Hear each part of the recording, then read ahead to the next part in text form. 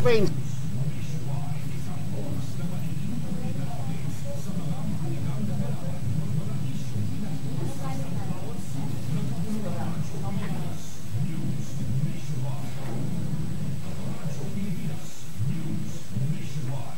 Lunes, ika-14 ng Agosto 2017, narito na ang ulo ng mga nagbabagang balita sa Radyo Pilipinas Nationwide News. Presyo ng manok sa bansa hindi tataas sa kabila ng napaulat na bird flu outbreak sa Pampanga. Armed Forces of the Philippines inaasahan ang pakikiisa ng 41 local executives sa kampanya ng gobyerno kontra terorismo sa bansa.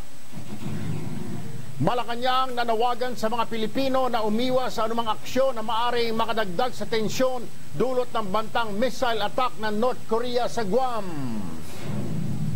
Bangko Sentral ng Pilipinas tiniyak na nanatiling malakas ang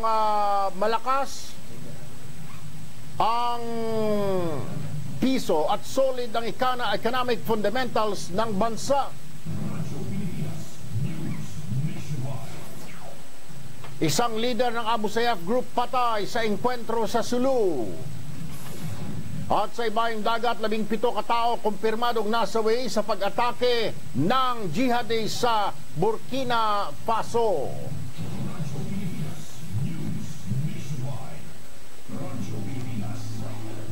Alamin po muna natin ang lagay o magiging lagay ng ating panahon sa maghapon mula sa Pag-asa Weather Forecasting Center. Naroon si Nikos Peñaranda. Nikos?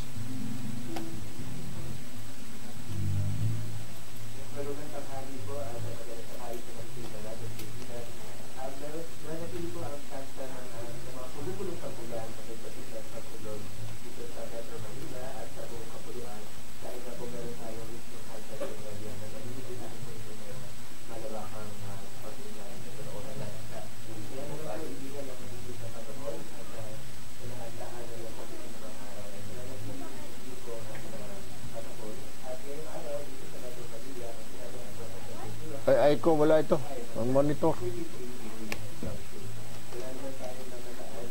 Yung mga magre-report mamaya, maririnig ba dyan?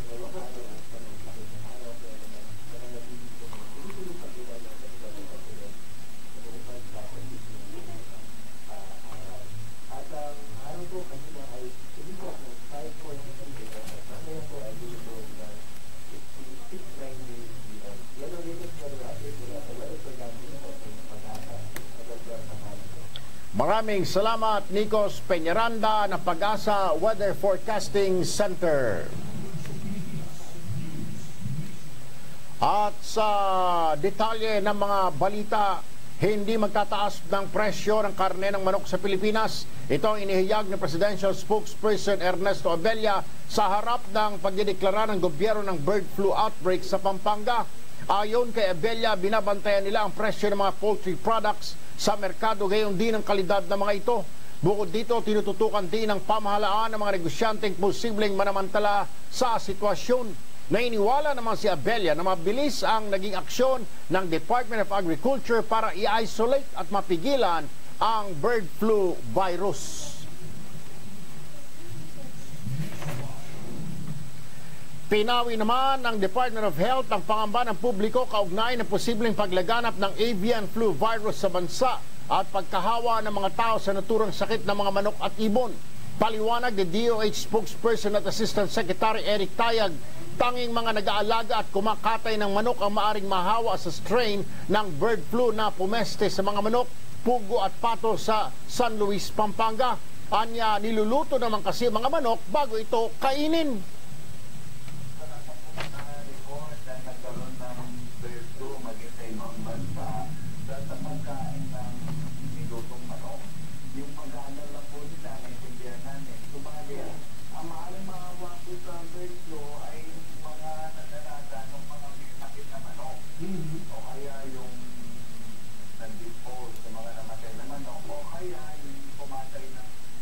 Manok doon sa apektadong lugar. Yun lamang po ang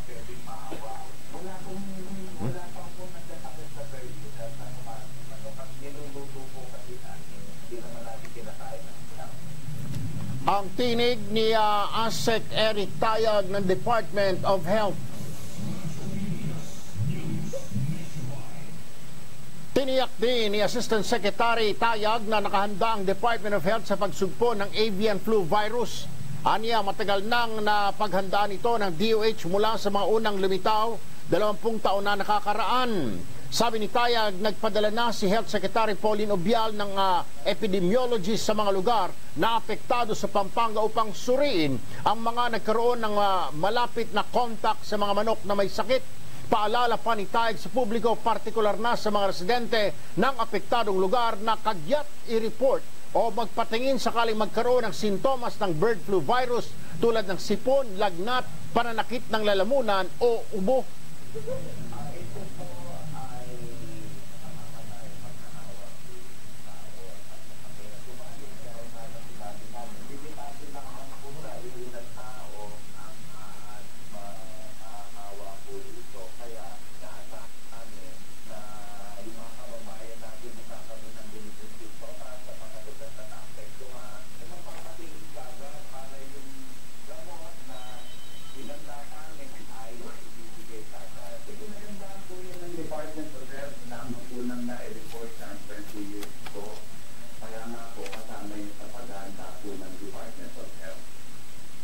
Ang tinig ni ASEC Eric Tayag ng DOH.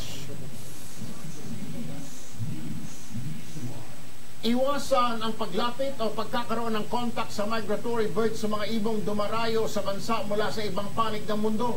Ito ang babala ng Department of Environment and Natural Resources Biodiversity Management Bureau o DNR-BMB kasunod ng pangamba na posibleng nagmula sa migratory birds ang bird flu outbreak sa Pampanga. Ayon kay DNR-BMB Director Mundita Lim, hindi rin dapat katayin ng migratory birds dahil maaring mas kumalat ang bird flu sa human contact. Aniya, inaasang magsisimula sa Setyembre ang pagdating ng migratory birds sa Pilipinas at aalis sa Marso ng 2018. Maaring i-report sa Regional Office ng Department of Agriculture sakaling may makitang patay ng hihina o maaring may sakit na migratory bird. Napigilan naman ng mga otoridad ang tangkang pagpuslit sa ilang poultry owners ng kahong-kahong itlog ng pugo, manok, egg trays at iba pang poultry products palabas ng San Luis, Pampanga. Una nang ipinagbawal ng Department of Agriculture ang shipment ng manok mula Luzon papunta sa iba't ibang bahagi ng bansa dahil sa bird flu outbreak. Kaugnay nito, nagtalaga ng mga animal quarantine checkpoint sa bayan ng San Luis at doon na napigilan ng planong pagtakas ng poultry products. Napag-alaman na target patayin ng nasa mahigit 100,000 manok kasabay ng iba pang poultry products na posibleng maging sanhi ng pagkalat ng bird flu virus. Isinilid sa sako ang mga manok, nilagyan ng carbon monoxide gas at saka ibinaon sa lupa. Sa gitna naman ng panganib na maaaring idulot ng avian flu outbreak sa Pampanga, kauna-unahan sa Pilipinas na nawagan ng mga senador para sa isang pinagsamang pagsisikap mula sa lahat ng mga kagawaran at ahensya ng gobyerno para matugunan ito sa lahat ng larangan at para protektahan ang mga vulnerableng sektor laban sa epekto ng virus. Nanawagan si Senador Francis Pangilinan sa Pangulong Duterte na tipunin ang lahat ng ahensya at magkaroon ng komprehensibong plano ng mga aksyon para maitakda ang mga kinakailang hakbang sa pagharap sa avian flu.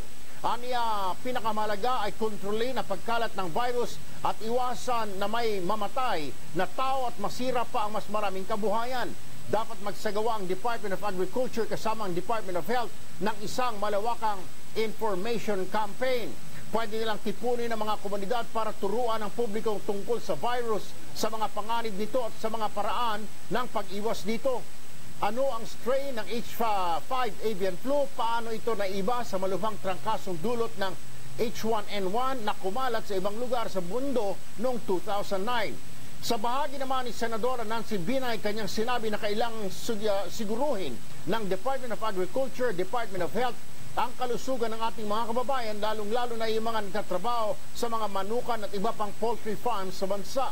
Nanawagan din si Binay sa sa mga may-ari at trabahador ng mga manukan at iba pang poultry farms na i-report agad sa mga kinaukulan kung makita nila ang mga sintomas ng bird flu sa kanilang mga alaga. Nanawagan din ng senadora sa DTI na i-monitor ang presyo ng manok sa iba pang poultry upang masigurong hindi gagamitin ang sitwasyong ito ng mga mapagsamantala. Sa iba pang mga balita, epekto sa sales ng mga nasa poultry industry, tiniyak ng palasyo, tutugunan ng pamahalaan. May report si Alvin Baltasar.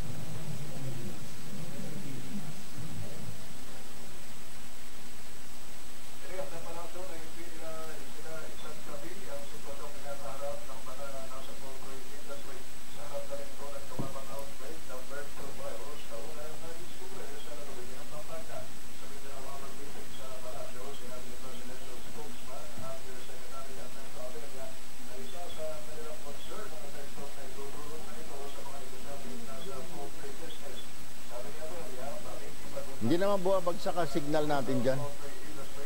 Ay, dito lang pala yung bumabagsak.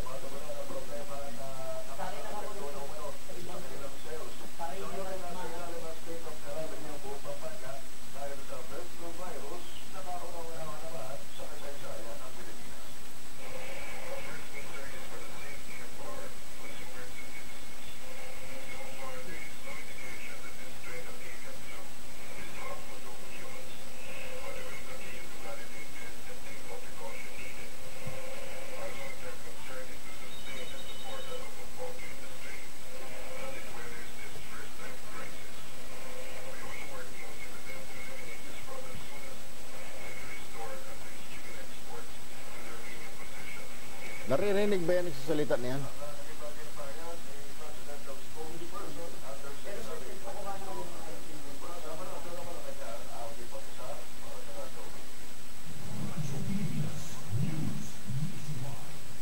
At bloody and daring rescue attempt nakaamba sa oras at dumalaw ngayong araw ang magkapatid na paruhinog sa libing ng kanilang mga magulang. May report si Lawrence Tanhoco.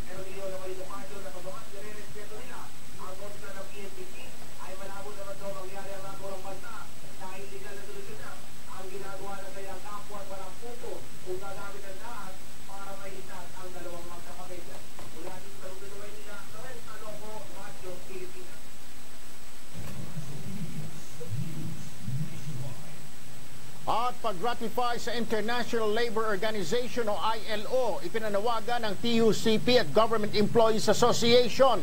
May report si Ray Ferrer. Pilipinas.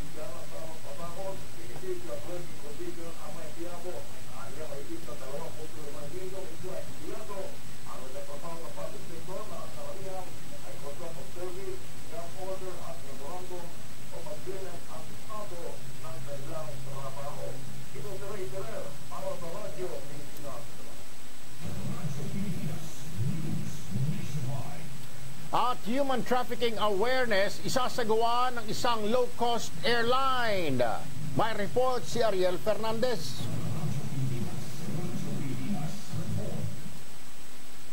Mahalagang pagpupulong awareness sa human trafficking ang isasagawa ngayon na tumumunuhan ng IMSEX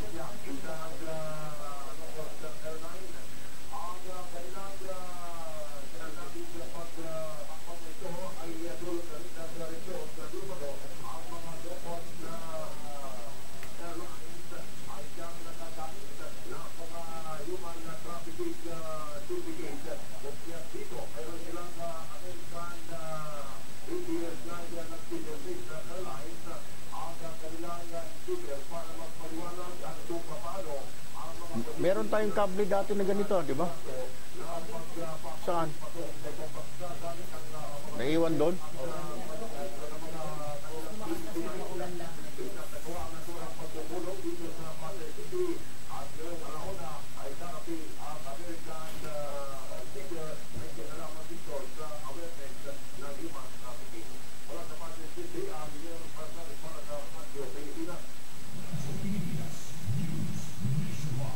Oras sa Bugong Kapuluan, alas 12:17 na ng tanghali, araw po ng Lunes sa 14 ng Agosto 2017. Mga nagbabagang balita pa rin sa Radyo Pilipinas Nationwide News.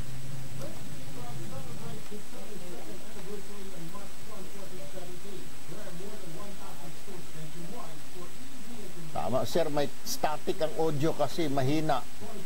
Tapos mahina. Konting setup na lang kaya nila yan at engineer.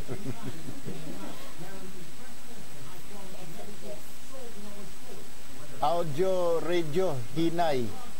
Mahina. Idol, hindi malinaw audio, mahina. Idol, I'm watching from Saudi Arabia. Thanks, Johnny Labor.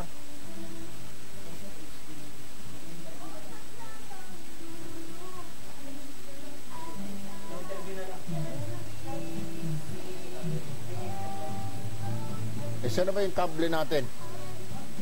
Yung kable natin na ginagamit natin dito. Hindi yata nadala.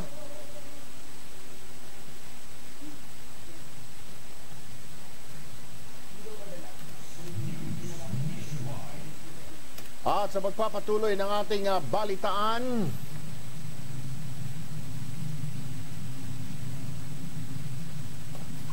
inaasang magtatagal hanggang Biyernes ang pagkatay sa mga manok sa Pampanga.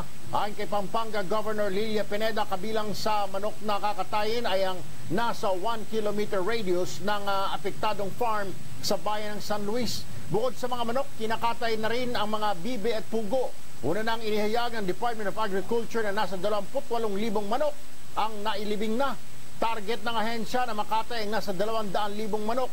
Magugunit ang unang idineklara ng kagawaran ng kaso ng bird flu virus sa San Luis, Pampanga.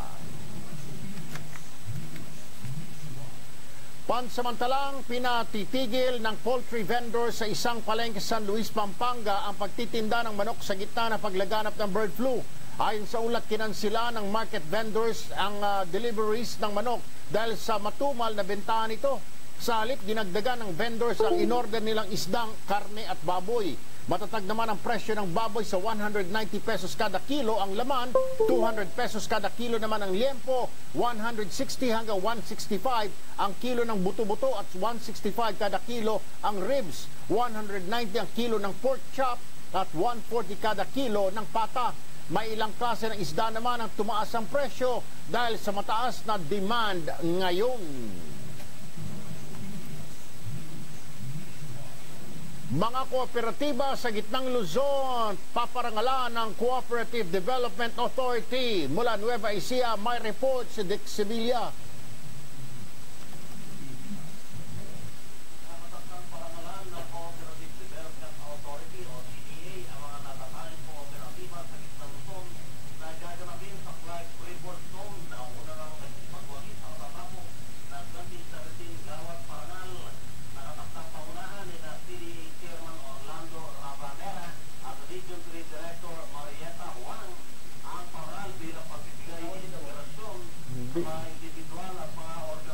Binibiro ka lang yan. Binubola ka lang yan.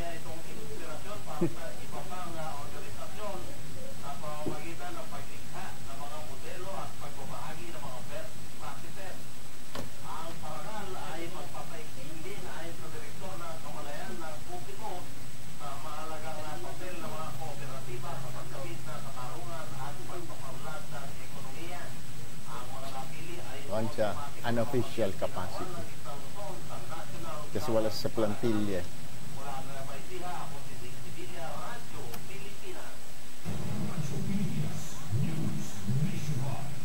At malawakang bloodletting activity isinasagawa sa Quezon Convention Center ngayon. Mula Lucena, Jigs Rodillas, may report.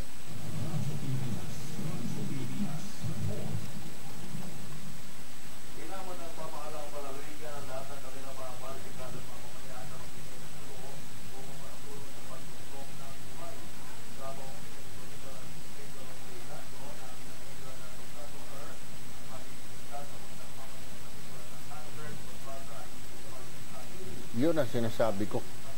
Hindi, narinig ba yung nagre-report? Hindi. O ito, lakasan ko na. Pakinggan mo. Yan.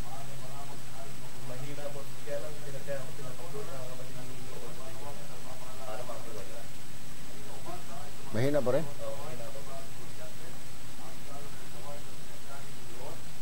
Yan. Wala, todo na yan.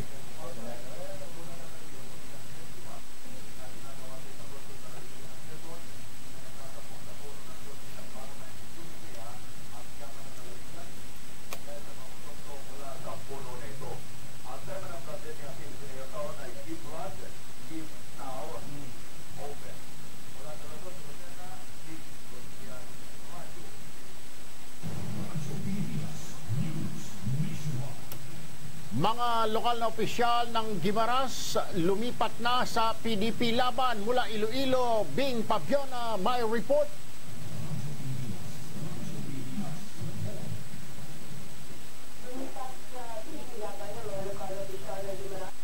Ni Governor Samuel Bumarin kasama si Vice Governor John Edward Cano at mga alkalde ng iba't ibang mga bayan sa Guimaras. Sila Mayor Nisba Cahol ng San Lorenzo, Mayor Manny Calera ng Nueva Valencia, Lucien Reyes ng Bautista, Mayor Ruben Delches ng Siguna Cadoden Corpus ng Rodan.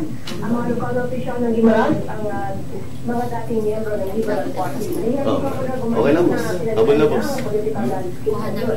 Dahil nakita nila na naramdaman ang programa ng waliwat administrasyon sa ilalim ng Pangulong Duterte na nagpiliin din sa mga programa sa kanilang probinsya. Sinabi ni Gulong Maliw na sa ilalim ng administrasyon nagpapatuloy ang programa at hindi ginawasan ng kanilang pondo kahit kilala sila ng miyembro ng LT.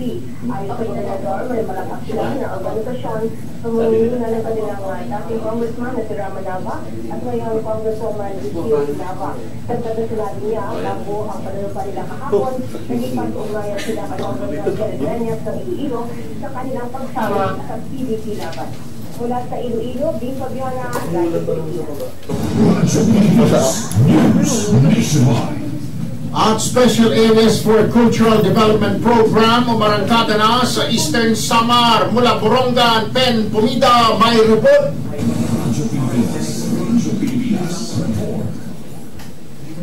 Na mga salamat, maupay nga usto, pinakikinabangan na ngayon ng mga magsasakang beneficiaryo ng Special Areas for Agricultural Development o SAAD program ng Department of Agriculture. Okay na kahit papahinto sa Digong. Thanks, Noel. Yay, panalo. Kaso off na. Off and on na naman. Tayo Magdalena. Loud and clear na po, sabi ni Chris Billy. Okay na po, malakas na audio. Thank you. Watching from Lebanon. Thank you, Idol. Medyo lakas po po sa Erwin. Wala na, sagad na. At mga manok naman sa ilalim ng poultry racing. Kasalukuyang inaalam pa ang magpupunan ng pag-ibig para sa livestock production. Okay na audio dito sa amin sa Las Vegas. Lino, bangkain. Nakaraang buwan ng Enero, mismong si Governor Nicars Ayun, rinig ng mga customer ko sa shop. Sabi ni Eugene. Ex-Eugene. Layo ng proyektong ito na watching from Tokyo, from Houston, Texas, Bong, Voltaire. Mula Corongan City, Eastern Samar, Ben Pumila, Radyo Pilipinas. Radyo Pilipinas, News Nationwide. Sa iba pang mga balita, inaasahan ng AFP ang formal na pakikiisa ng 41 local executives ngayong linggo sa kampanya ng gobyerno kontra terorismo sa bansa. Sa katatapos na Mindanao Hour sa Malacanang, sinabi ni AFP spokesperson Brigadier General Restituto Padilla na inaasahan din nila na makikilahok ang mga ito sa joint resolution laban sa extremism at radicalism. Bukod dito, inaasahan din ng AFP na maglalabas ang religious leaders ng Marawi ng fatwa, isang Islamic religious decree. Samantala, nainiwala si Padilla na kung mangyari ang mga ito ngayong linggo, maging bahagi ito ng holistic approach ng gobyerno para mas mapabuti ang rehabilitasyon ng Marawi City. We are looking forward to the formalization of the commitment of 41 local executives in denouncing and writing a joint resolution against the extremism and radicalism, which is actually targeted at potential efforts of the current rebel groups inside Marawi from building back again or rising again. Coupled with that is the fatwa that will be issued by the religious leaders of Marawi and the entire Sultanate. We are looking forward to seeing those within the week, and we see this as a very positive step towards inoculating Marawi and building it back better against violent extremism and radicalism. If we see this happening within the week, we can guarantee you that it will be part and parcel of the holistic approach we are looking at Marawi to rebuild it back much better than before. Ang tinig ni AFP spokesperson General Restituto Padilla. Samantala, 10 billion pesos para sa mga paliparan ng bansa kabilang sa 2018 na budget. Rene Tichanco, may report. Radyo Pilipinas report. Nagpisa ngayon sa pagdilig ng House Committee on Appropriation, mamigit na 10 bilyon piso ang nilaang para maging moderno ang mga paliparan sa bansa. Pati sa panukalang 2018 budget ng Department of Transportation, ang Clark International Airport na nakuha ng pinakamalaking budget nila ng Aviation Infrastructure Program. Ang Clark pati sa panay ay nakakuha ng 2.7 billion pesos budget para makatugon ito sa mas maraming biyahe lalo na sa gabi. Isinusunod ng Department of Transportation ang napagisang paliparan na matransumpuan 8 kilometro sa Northwest ang Maynila para makatugon sa mga bilang biyaheng pandaigdigan kaya ng mga domestic flights para mag-dikondias ang Ilang International Airport. Mula sa Kamara, Rene Tichanco, Radyo Pilipinas. At mga nagbabagang balita pa rin sa pagbabalik ng Radyo Pilipinas Nationwide News. Akibat ng gobyerno sa pagtulong sa bayan o tanggapang dulot ay pag-asa. Kazakhstan, Hi Bruno from Kazakhstan. Jessica, hi. Kaway mo na. My baby, say hi to you. Hi. Robin, Junray, Bonohan. Wala na ilalakas, Junray. Wala, Arlene Diaz. Walang Saturday, Sunday. Thank you, Abi Punsalan. Aha ko saan ka man. Parang napakalayo nito. Sa kwan siguro ito, Burundi. Malayo eh.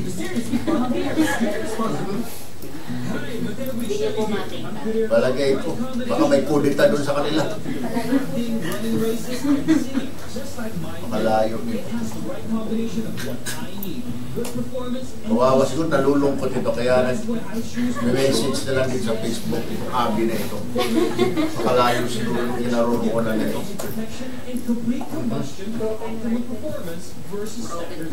Nakpo eh, kayo. Sumulat ka sa itanong sa eksperto. Bibigyan ka ng payo.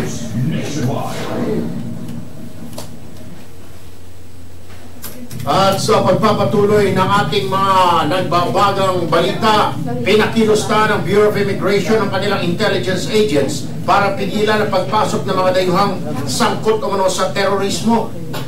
Ayon kay Immigration Commissioner Jaime Morente, idinistino ang anti-terrorist units mula noong isang buwan sa Ninoy Aquino International Airport at iba pang paliparan at daungan sa labas ng Metro Manila.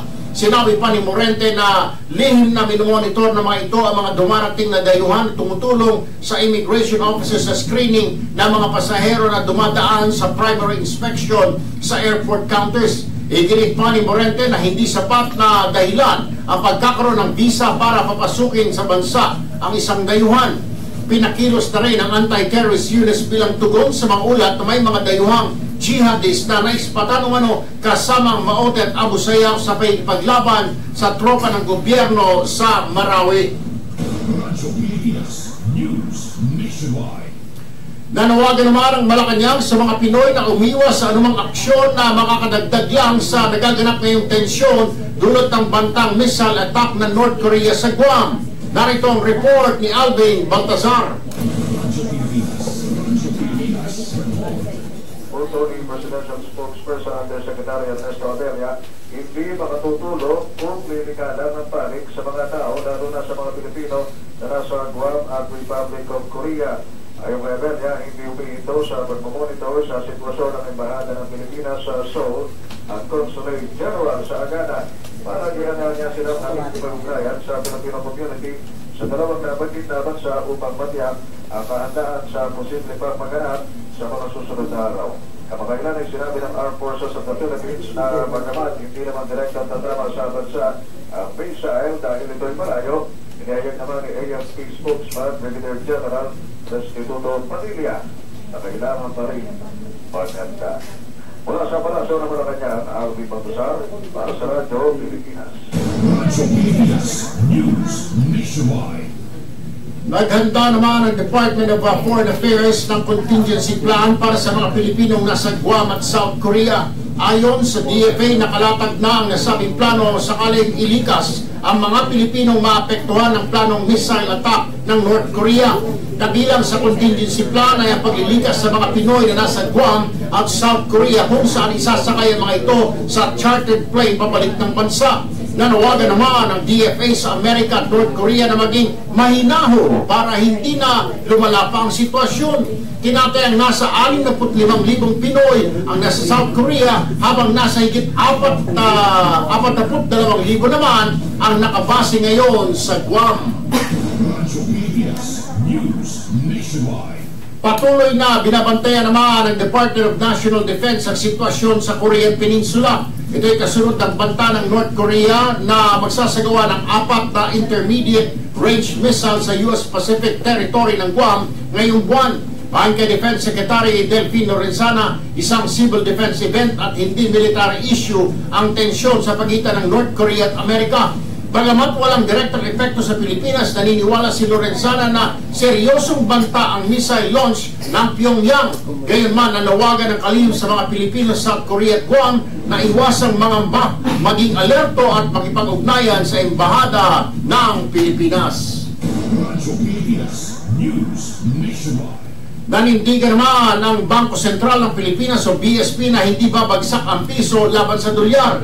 Kaugnay nito, tiniyak ng BSP na natiling malakas ang piso at solid ang economic fundamentals ng Pilipinas. Una nang pumalo sa 51 pesos ang palitan ng piso kontra dolyar noong nakaraang linggo. Matatanda ang nagsara sa 50 pesos at 90 centavos ang palitan ng piso kontra dolyar noong Biyernes, matapos bumaba ang halaga nito sa 51 pesos at 8 centavos sa intraday trading. Radyo Pilipinas News Nationwide. Inihiyag naman ang isang ekonomista na mayroon pa rin magandang epekto sa bansa ang bahagyang pagbaba ng piso kontra ng dolyar. Sa panayam ng Radyo Pilipinas, sinabi ni Astro del Castillo, isang market analyst at ekonomista, na natili pa rin maganda ang fundamentals ng bansa kaya't lalakas ang exporters ng Pilipinas. Bagamat humina ang piso ayon kay Castillo, nakakapanghikayat naman ito sa mga investor para mamuhunan sa ating bansa. Maganda naman yung fundamentals natin and also lalakas kasi exporters natin and mas makaka-attract tayo ng mga investors dito. Ibig sabihin, mas malakas ang purchasing power nila. Kasi din net positive nito, lalo na naghihikayat tayo.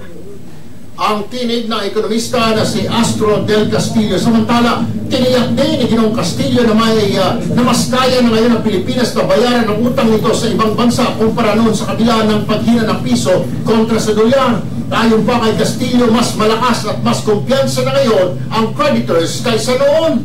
May kakayahan naman po tayo bayaran ng utang. Hindi katulad dati, no? Na napakaliit ng ating ng kaban ng bayan at yung ating gross international reserve or yung kakayahan na bayaran ng ating foreign currency na pangungutang, no? Mababa po noon, no? Pero ngayon po, mas malakas na, mas kumpiyansa na ang ating mga creditors. Kaya po, tuloy-tuloy ang ating upgrade during the past few years. Ang tinig ni Ginong Astro del Castillo, isang ekonomista. Radyo Pilipinas News Nationwide. Umabot sa pinakamataas na antas sa nakalipas na 6 na linggo ang pagdagsa ng dayuhang pamumuhunan sa buong isang linggo. Buhat ng bigkasin ng Pangulong Duterte ang kanyang State of the Nation Address. Usona, batay sa datos ng Bangko Sentral mula July 24 hanggang 28, pumalo sa $219.91 million ang net inflow na tinatawag na hot money sa bansa. Ang net inflow ng hot money mula July 24 hanggang 28 ang pinakamataas buhat noong June 19 hanggang June 23 na umabot lamang sa $211.15 million. Ayon kay Land Bank Market Economist Gian Angelo Tumalangan, tumaas ang kumpiyansa ng mga investor dahil binigyan din ng Pangulo sa karagdagang infrastructure spending at reforma sa pagbubuwis. Patay naman ang isa sa mga lider ng Abu Sayyaf Group sa Sulu. Nagka-enkwentro ang mga miyembro ng Philippine Marines at ang grupo ni Abu Sayyaf sub-leader Badong Muqtadil sa dagat ng Parang Sulu bago mag-alas 12 ng ating gabi. Ayon sa Joint Task Force Sulu Commander Brigadier General Sir Relito Sobehana, kapwa sakay ng kanilang bangka ang dalawang grupo habang nagpuputukan. Napatay ng militar si Muqtadil, isa sa mga namumuno sa mga ginagawang pagdukot ng grupong Abu Sayyaf. Gayunman, nainiwala ang militar na malaking dagok sa bandidong grupo ang pagkamatay ni Muqtadil. Na-recover na ng militar ang pang-apat na kidnap victim ng Abu Sayyaf Group na nakatakas mula sa mga bandido. Ang detalye mula kay Leo Sarne. Matagumpay na na-recover kaninang madaling araw ang pang-apat na kidnap victim na nakatakas mula sa kanyang Abu Sayyaf kidnappers. Sa ulat ni Joint Task Force Sulu Commander Brigadier General Sir Sobehana, bandang alauna kaninang madaling araw nang ma-rescue ang kidnap victim na si Edmundo Ramos alias Moymoy. Nailigtas si Ramos sa may vicinidad ng Papiantana Island sa probinsya ng Basilan. Ayon kay Sobehana, dinala si Ramos sa Basilan ng ilang concerned citizens kung saan una siyang humingi ng tulong matapos makatakas mula sa kamay ng kanyang mga kidnappers sa Sulu. Sinabi ni Sobehana na una na na-recover ang 3 pang kidnap victims na kasama ni Ramos na nakatakas sa kanilang Abu Sayyaf kidnappers sa Sulu dahil na rin sa walang tigil na focused military operations ng militar. Nasa pangangalaga na ngayon ng militar sa Basilan ang rescue ng kidnap victim at sumasailalim sa medical examination at briefing. Mula sa AFP, ito sila Yasarne para sa Radyo Pilipinas. Radyo Pilipinas News Nationwide. At iniimbestigahan na ng mga otoridad kung sino ang nagmamayari ng iba't ibang uri ng pampasabog na nahukay ng militar sa bahagi ng sitio Lampuco, Barangay Lamba, Banga, South Cotabato. Ayon kay Lieutenant Colonel Benjamin Liander, ang commanding officer ng 27th Infantry Battalion, Philippine Army, isang impormasyon na natanggap nila kaugnay sa naturang mga bomba na ibinaon sa lupa. Kagad na isinagawa ang operasyon at dito nakuha ang 5 improvised Claimer Mine, 3 balde ng improvised explosive device o IED at baterya. Mabilis din itong na-turn over sa South Cotabato Explosive Ordnance Division para maimbestigahan. Ayon naman sa mga pulis, ang naturang mga bomba ay karaniwang ginagamit sa mga pampasabog at kayang sumira ng mga tulay, kaya't malaki ang pasasalamat ng mga residente na agad itong na-recover. Sa ngayon, blanco pa rin ang pulisya kung sino ang nagmamay-ari ng mga nasabing pampasabog. Radyo Pilipinas News Nationwide. Inihayag naman ng Malacanang na dapat maging bahagi ng isinasagawang investigasyon sa mga opisyal ng Bureau of Customs o BOC ang lifestyle check. Nagbabalik si Alvin Baltasar para sa buong report. Radyo Pilipinas Report. Naniniwala ang parasyo na dapat dumaan sa lifestyle check ang mga opisyal ng Bureau of Customs na ginadamit sa kontrobersiya ng pagkakalusot na mahigit 6 na bilyong piso ng shabu mula sa ahensya. Ayon kay Presidential Spokesperson Undersecretary Ernesto Amelia, dapat talaga maging bahagi ito sa proseso ng sinasagawang investigasyon sa mga BOC officials na sinasangkot sa iskandalo. Hindi ani Amelia opinion niya at pinag-uusapan nito kundi dapat na talaga na magsagawa ng lifestyle check na dati na naman ginagawa sa iba ring mga opisyal ng pamahalaan na nakakalat ka ng pangalan sa mga malalaking usapin. Sa ngayon ay 2 Bureau of Customs officials na ang nagsumite ng kanilang resignation at ito ay sa katawan ni na dating BOC Interim Director Colonel Neil Estrella at Import Assessment Director Milo Maestrecampo. Sa kabilang daw ay malalaman naman ang kapalaran ni BOC Commissioner Digong depende sa kalalabasan ng investigasyon kapwa sa mababa at mataas na kapulungan ng Kongreso. Kasama po siguro yan. Kasama po talaga yan yung lifestyle checks. It's not a question of my opinion or what, but I believe that's part of the process, checking the lifestyle. Ang naging bahagi ng pahayag ni Presidential Spokesperson Undersecretary Ernesto Amelia. Mula sa Palasyo ng Malacanang, Alvin Baltasar, para sa Radyo Pilipinas. Radyo Pilipinas News Nationwide. Sinabi naman ni Justice Secretary Vitaliano Aguirre na maging ang Bureau of Internal Revenue ay mag-iimbestiga na rin sa umano'y hindi na ideklarang yaman ni COMELEC Chairman Andres Bautista. Nang ipagpulong si Secretary Aguirre kahapon kay BIR Commissioner Cesar Dulay hinggil sa parameters ng investigasyon at sa palitan ng mga dokumento at findings ng National Bureau of Investigation. Ayon kay Aguirre, mag-i-issue ng letter of authority si Dulay kay Bautista at iba pang mga taong binanggit sa salaysay ng asawa nitong si Patricia. Sinabi pa ni Aguirre na pinabatid na rin nila kay Finance Secretary Carlos Dominguez ang tungkol sa letter of authority. Pagkukunita na sinabi ni Ms. Bautista sa kanyang salaysay na natuklasan umano niya ang ilang ari-arian na hindi nakalista sa Statement of Assets and Liabilities o SALN ni Chairman Bautista. Mga mainit na balita pa rin sa aming pagbabalik.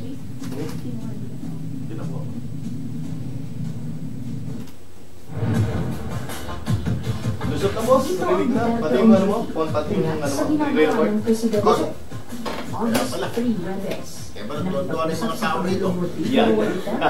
Sa mga leader at stakeholders ng Angelique, Eugene, nagpulong din ang Pangulo. Rosario, Chairman Lunes Suarez, Adeline Caballes, Raquel Galvan, Joe Coronel, Raquel Galvan, sa ikalawang pagkakataon ay pumunta si Pangulo Joe Coronel, Mario Belia, Aida Tamatsu, Lorna Cuartero, Ricky Santana, Riling at Dilima, Melbert,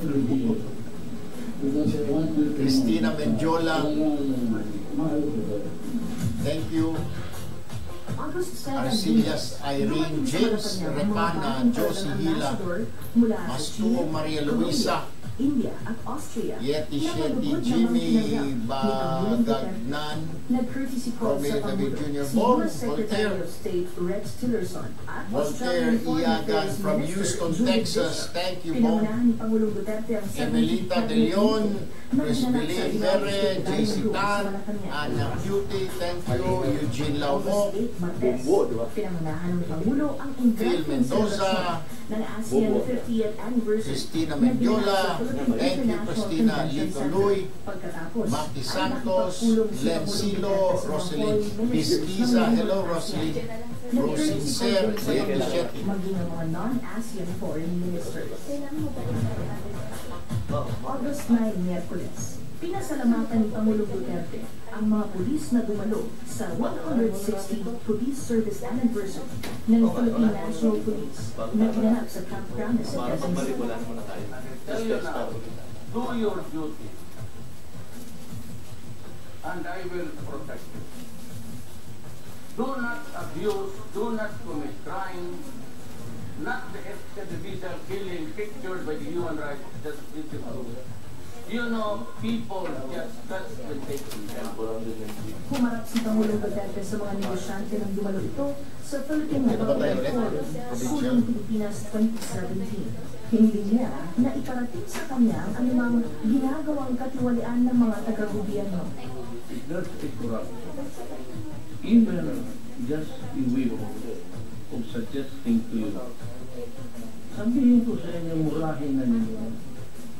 They do not have, we in government do not have the right to ask money older than us. Ito ang Duterte on duty. Abangan sa susunod na linggo ang mga gagawin ng Pangulo.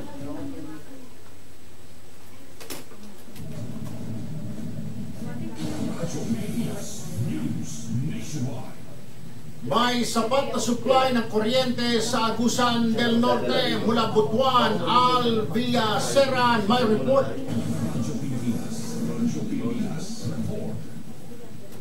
Nananatiling bakante ang tanggapan ng General Manager ng Agusan del Norte Electric Cooperative habang hinihintay pa nito ang magiging pasya ng ERC, Energy Regulatory Commission, kung sino ang pipiliin sa dalawang aplikante. Ang nasabing tanggapan ang kasalukuyang pinamumunuan ni Ginoong Johnny B. bilang OIC habang wala pang napupusuhan ang Energy Regulatory Commission. Sina Engineer Erwin at Engineer Pedrito Kasibitan ang dalawang magkatunggaling na sisikap na matatanggap sa nasabing posisyon. Matapos mag-retiro si Ginoong Horacio Santos bilang General Manager na nanungkulan sa loob ng 18 taon. Nag-retiro si Santos noong buwan ng Hunyo at hanggang ngayon mas pumapayat ka naman. Pumapayat ka daw. Nananatiling suficiente ang supply ng kuryente sa Agusan del Norte at Butuan City at nasa normal ang operasyon ng ANECO. Para sa Radyo Pilipinas, ito po siya Pilipinas mula sa Radyo ng Bayan, Butuan. Radyo Pilipinas News Nationwide. At partnership pinagtibay ng DepEd at lokal na pamahalaan ng Gingoog. Mula Gingoog, Gigi Calvo, may report. Radyo Pilipinas. Radyo Pilipinas. Pinagtibay ang samahan ng LGU at DepEd noong Biyernes matapos ito nagawa ang signing of Memorandum of Agreement for Work Immersion Partnership. Ayon kay Assistant Police Division Superintendent Iber Abanel-Cesi, simpleng programa ang ginawa na dinaluhan ng mga guro, schoolnet, education program supervisors at mula sa local government dito sa lungsod ng Hingoog. Sa minsanin ni City Mayor Marie Digong na sinasalamatan niya lahat ng mga guro dahil naging gabay sila sa mga kabataan na mag-aaral para sa kinabukasan. Anya ang pagpapatibay nito ay para na rin sa mga senior high school beneficiaries na nangangailangan ng tulong suporta. Dagdag ni Mayor Digong na kinakailangan paghandaan ang kanilang pagtatapos at patuloy ang pagkakaisa, pagkikipagtulungan upang mabigyan ng magandang kinabukasan ang mga kabataan. Mula sa Hingoog, ako si Gigi Calvo, Radyo Pilipinas. Radyo Pilipinas News Nationwide. Week-long celebration ng Kadayawan bubuksan mamayang hapon na pangungunahan ni Mayor Sara Duterte mula Davao, Ruta, Dumandan. May report. Radyo Pilipinas. Radyo Pilipinas Report. Maayong mga udbe, aabot sa 500 mga bisita, mga opisyal ng City Government of Davao ang gagawin sa opening mamayang hapon sa 22nd Kadayawan Festival sa Magsaysay Park. Pangunahan mismo ni Davao City Mayor Sara Duterte ang pagbubukas sa festival na kasamahan pa ng mga local officials, local legislators at mga bisita. Ayon po sa organizer ng Ayaw Festival, Ganda ng katawan ng idol natin. Nag-diet siya. Christina Mendiola, lagi itong babatiin. Chris, good job ka talaga. Ibabalita kita rito, Christina Mendiola. Hi, Jane. Eugene Laumok. Arlene. Si Pangulong Duterte, bagaman meron itong invitasyon. Ang Karayawan Festival 2017 may Tama Cantol, United Australia. Mula dito sa Davao City, Rupa, Pinangunahan, Radyo, Pilipinas. Radyo Pilipinas, News Nationwide. At sa pagpapatuloy ng ating mga balita, may dagdag bawas sa presyo ng petrolyo na ipatutupad ng mga kumpanya ng langis ngayong linggo. Sa taya ng Department of Energy, posibleng tumaas ng 45 centavos ang kada litro ng gasolina at 25 centavos naman ang ibabawas sa diesel. Ang dagdag bawas sa presyo ay dala ng paggalaw sa presyohan ng langis sa pandaigdigang pamilihan. Nitong Agosto 8, nagpatupad ng price hike na piso kada litro ng gasolina, 85 centavos naman sa kerosene at 80 centavos sa diesel. Radyo Pilipinas, News Nationwide. Isinusulong naman ng Pilipinas ang Partner Philippines Build Value Together campaign upang himukin ang mga mamumuhunang dayuhan na makilahok sa paglago ng ekonomiya. Ito ang binigyan diin ni Trade and Industry Secretary Ramon Lopez sa harap ng mga negosyante at namumuhunan sa ginanap na Dutertenomics Forum. Si Joseph Olivera sa kanyang report. Radyo Pilipinas, Radyo Pilipinas, report. Pinipayat ni Department of Trade and Industry Secretary Ramon Lopez sa mga mamumuhunan na maging kasosyo ng Pilipinas sa pagtulong na makalikha ng karagdagang halaga sa kanilang negosyo at magpapaibayo ng kita. Sinabi ni Lopez na ang inisyatibo sa ilalim ng Dutertenomics ay makatutulong na sumuporta sa mamumuhunan sa pamamagitan ng pagkikat sa pagkilan kung saan mag-ipo at magiging negosyo. Binigyan din ng kalihim ang sakweng proyekto ng infrastruktura na nag-uugnay sa industriya ng bansa na magpapaibahin sa kapangyarihan ng pagsulong ng malakas sa ekonomiya. Ang Build project ay magpapabilis sa kalakal at pamumuhunan sa pagbubukas nito sa bagong pamilihan habang binabawasan ang nalaga ng kalakal at logistics.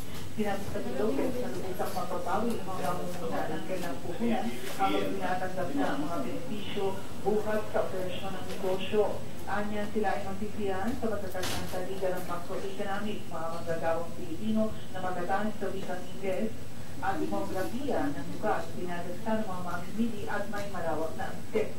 Ang Dutertenomics ang bumubuo sa 10 puntos na socio-economic commitment ni Pangulong Rodrigo Duterte na tutuon sa pagpapaliit sa lawak ng kita ng mga manggagawa at pagpapataas sa uri ng pamumuhay ng mga Pilipino. Ang pinakamalaking asset sa Pilipinas ay manggagawang Pilipino na may pinag-aralan, mabilis na natuto, makaka-adjust sa alimang kultura at mataas ang antas ng commitment at katapatan.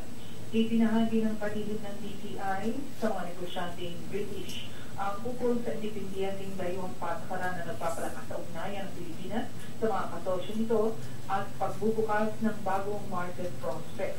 Next time ay ko siguro hingin lang natin yung pangalan ng mga reporter na ito. Saka mga litrato kung pwede isalang mo dyan.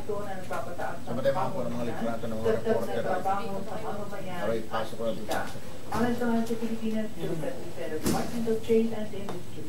Radyo Pilipinas, News Nationwide. Hinihintay na lamang ng PNP ang direktiba ni PNP Chief Ronald Bato de la Rosa kaugnay ng pagbuwag sa Negros Island Police Office. Ito ay kasunod ng pagpapalabas ng Executive Order 38 ng Pangulong Duterte na nagbubuwag sa Negros Island Region. Ayon kay PNP spokesman Chief Superintendent Leonardo Carlos, sa pagpapatupad ng iyo, paghahatian ng Police Region na Office 7 at Region Office 6 ang puwersa ng PNP na kasalukuyan nakatalaga sa Negros Island Region Police Office.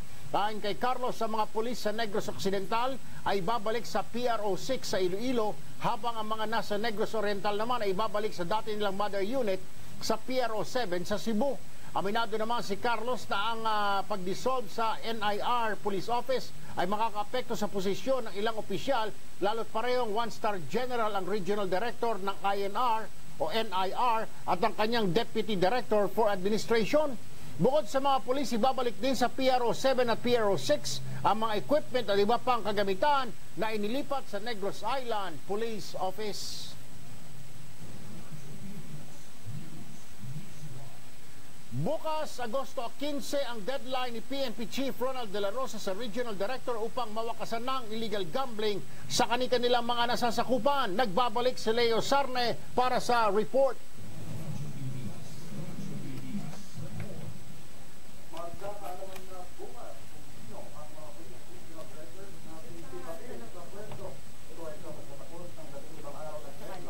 Okay. Oo nga, hindi pala ba aabot na yata ito.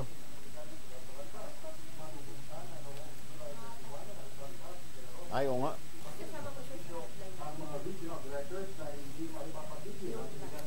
Hindi, pwede ito. Illegal gambling.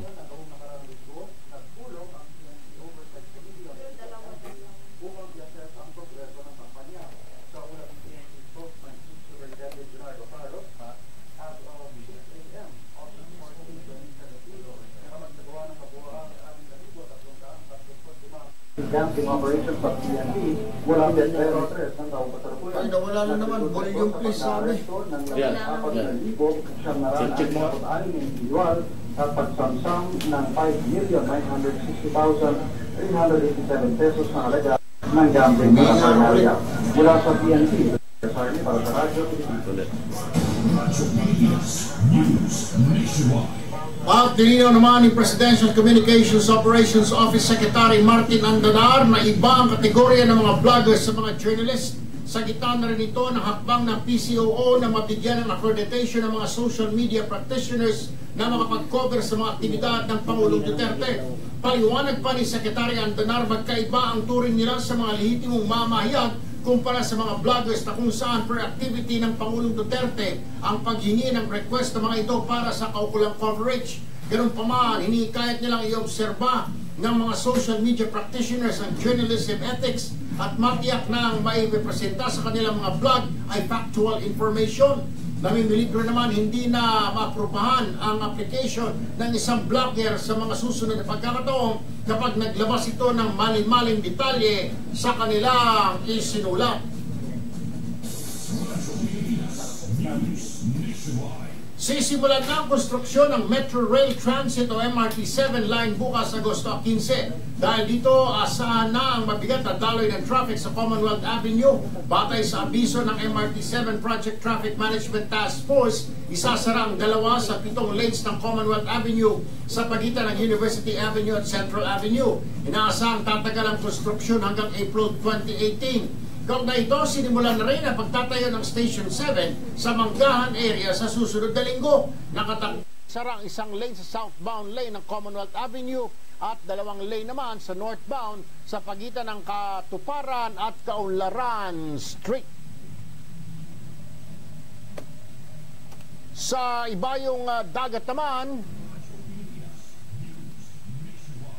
umakyat na sa 17 ang kumpirmadong patay sa pagsalakay ng mga ininalang jihadist sa kabisang lungsod ng Uwaga, Daugo sa Burkina Faso.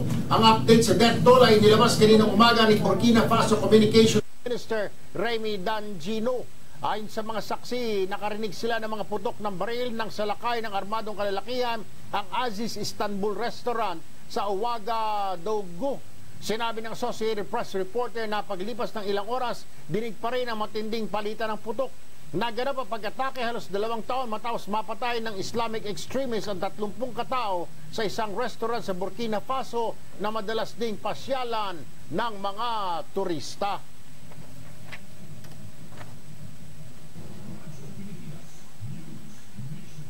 At muli narito ang ulo ng mga pangunahing balita.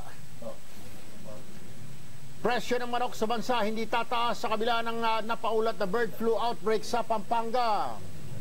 Armed Forces of the Philippines inaasahan ang pakikiisa ng 41 local executives sa kampanya ng gobyerno kontra terorismo sa bansa. Malacanang pagal sa mga Pilipino na umiwas sa anumang aksyon na maaaring makadagdag sa tensyon dulot ng bantang missile attack ng North Korea sa Guam. Bangko Sentral ng Pilipinas tiniyak na natiling malakas ang piso at solid ang economic fundamentals ng bansa. At isang leader ng Abu Sayyaf Group patay sa enkwentro sa Sulu. Sa ibayang dagat naman, 17 katao kumpirmadong patay sa pag-atake ng jihadist sa Burkina Faso. At yan po kabuuan ng mga nagbabagang balita sa Radyo Pilipinas Nationwide News. Ako po ang inyong tagapagbalita, Erwin Tulfo, nag-iiwan sa inyo ng isang magandang hapon, bayan! Isisiwalat ka bang katiwalian sa pamahalaan o irereklamong serbisyo sa gobyerno o may gusto ka nang ihingi ng tulong, itawag mo sa hotline ng serbisyo publiko. What is the 8888? I cannot stop corruption ang wrongdoing if you do not name the public official, name his sins in that bulletin, and I will take it from you. Hotline 8888. We are all workers of government. Mahalaga sa pamahalaan, alakas-alasan mo. Kayo yung employer namin. Maging mapapasyal at maging bahagi ng tunay na pagbabago. Erwin Tulfo live. Walang awat na komentaryo. Pagbabalita. At serbisyo publiko. Erwin Tulfo live. Exclusive sa Radyo Pilipinas. Ito na yung pinaka-importante. AM. All of us want peace, not the peace of the pen, but the peace of the living.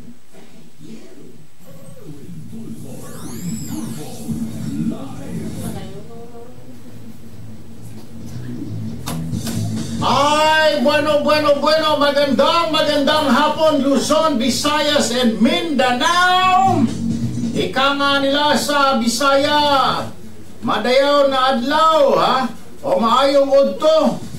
Sa Bicol naman, marhay na udto. Sa mga kababayan nating Muslim, assalamualaikum.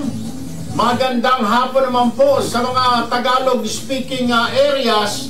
Magandang hapon sa mga English spoken dollar naman, ha? Good afternoon. Bueno, ito po ang programang Erwin Tulfo Live. Dire-diretso po tayo for 1 hour. Ngayong hapon, hindi na po tayo magpapaligoy-ligoy pa. Samantala kayo naroon, magandang hapon po muna sa mga tsuper ng bus, jeepney driver, ng mga taxi, Uber, Grab, ha? UVexpress, yung mga nasa pilahan ng mga sakayan, magandang hapon po and welcome. Magandang hapon din po sa mga ginang ng tahanan, mga angels ng tahanan, at magandang hapon din po sa mga kababayan natin, yung mga nasa overseas, ha?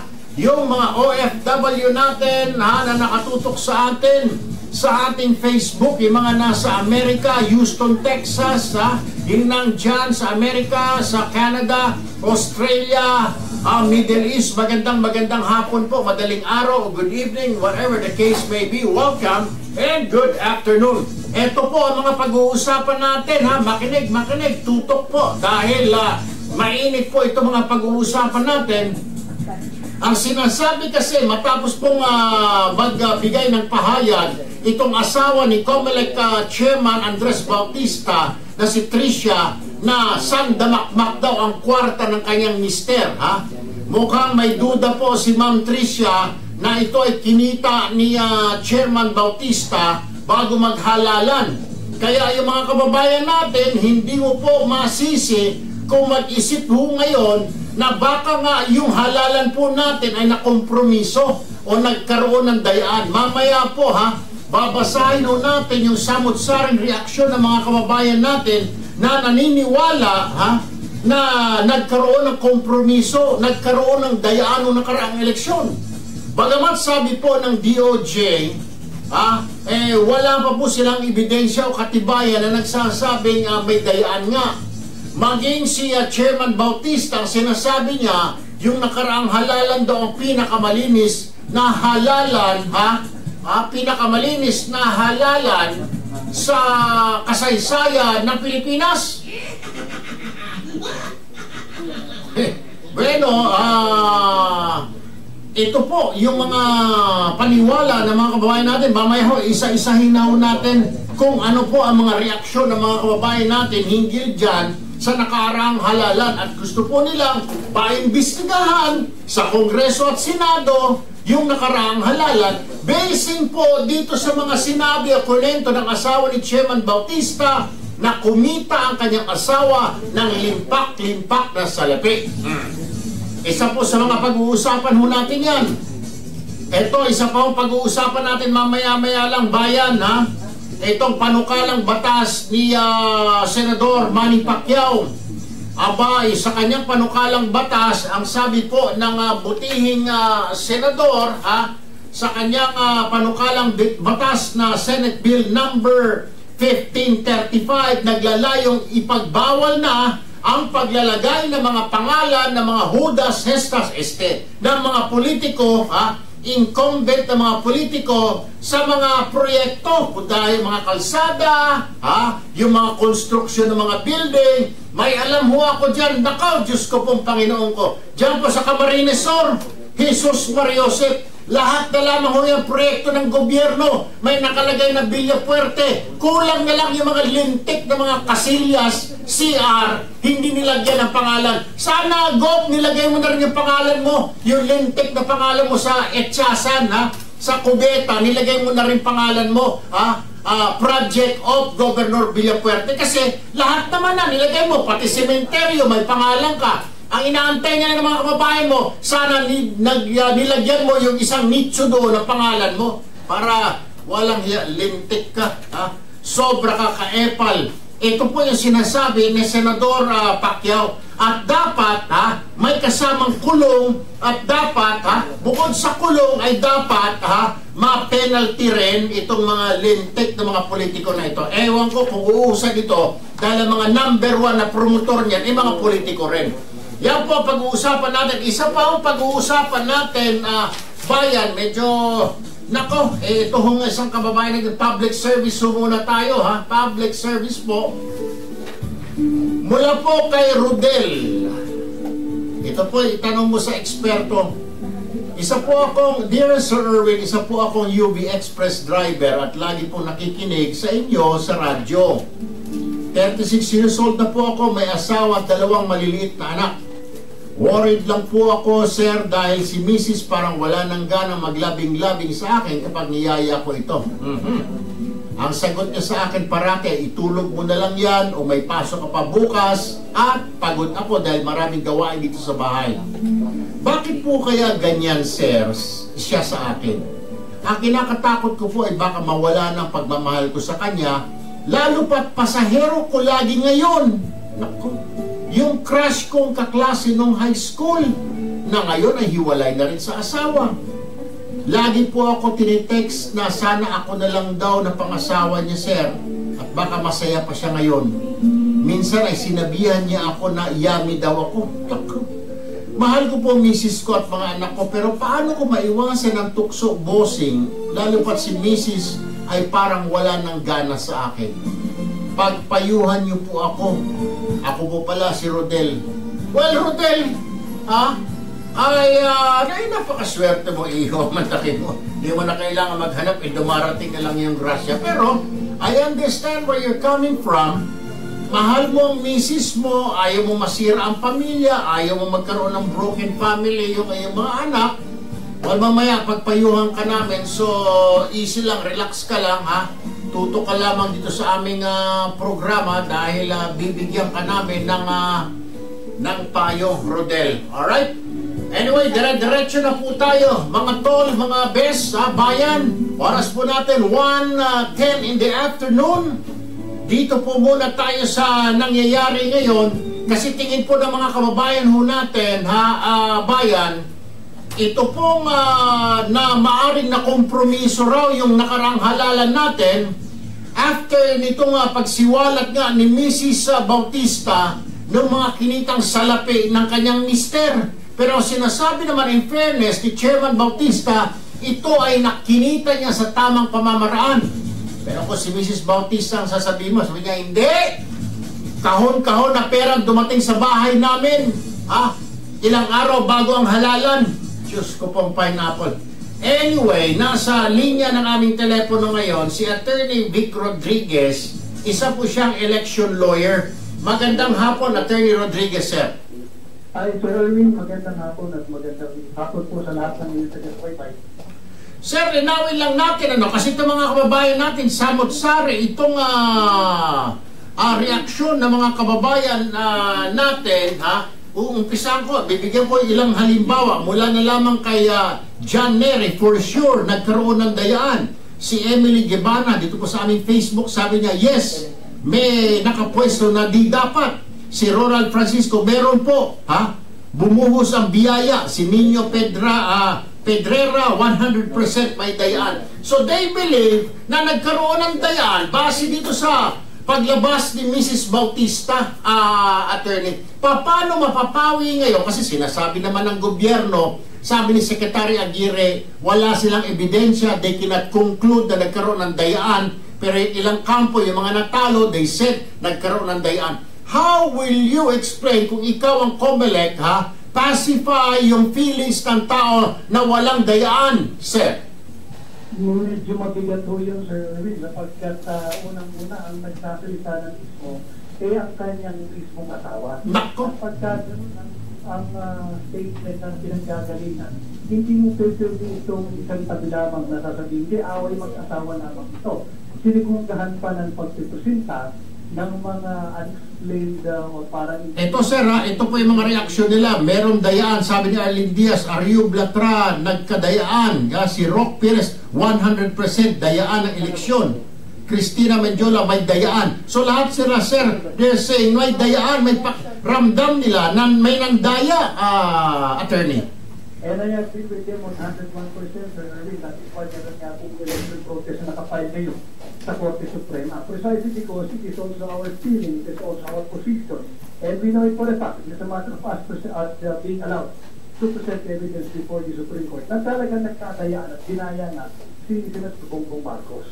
So what you're saying, sir, tama yung you agree dito sa ilang mga ka-Facebook natin, mga netizens, na may mga nanalo dyan na mga dapat hindi nanalo pero nakapwesto ngayon, attorney? Agree po ako doon, Sir Erwin, at talagang napakabigat nung itinataharap niya yung akusasyon ni Chairman Bautista, and I think the only honorable option for him to do is to resign. So yan po yung tingin po ninyo, plano po ninyo na magkakaroon nga raw po ng investigasyon niya yata sir sa Senado at Kongreso. Inaantay po natin yun, and hopefully kung ano po yung kalabasan ng investigasyon na yan, at kung sakasakali makakatulong po sa ating kaso sa Korte Suprema, then we will adopt the findings of the investigative body such as the DOJ, I've heard pati yung PCGG, ngayon pati yata ang Senado at ang Kongreso ay mag-iimbestiga. But certainly, marami nung dapat ipaliwanag ang hepe ng COMELEC, kagaya po ng pag-amin niya tumatanggap ng referral fee. Ang tanong po doon, ano yung provenance o pinagmulan ng referral fee na yan? Ano yung pinagmulan ng ano yung nature ng kaso niyan? Alright. Maraming salamat po, Attorney Vic Rodriguez, election lawyer. Good afternoon, sir. Samantala, nasa linya rin po ng aming telepono at ating suki po, si Secretary Vitaliano Vic Aguirre ng Department of Justice. Magandang hapon po, Secretary Aguirre, sir. Hello, good afternoon, Erwin. Apo, live po tayo sa Radyo Pilipinas, sir. Live po tayo sa Facebook. Sir, question, ano po? Bakit kinakailangan pong makipag-ugnayan kayo sa Bureau of Internal Revenue? I mean, ito pong investigasyon ninyo ay kailangan talaga ng kooperasyon ng BIR, Mr. Secretary, sir? Opo, kasi sa laki ng perang sinasabing natanggap ng ating chairman ng COMELEC at noong siya rin ay commissioner ng PCGG ay dapat pong mainitingan kung saan ba ito nanggaling itong mga perang ito. Ito ba'y nang tanggapin nila, pinahid nila ng tamang buhay dito, sapagkat nagsasabi na ang ating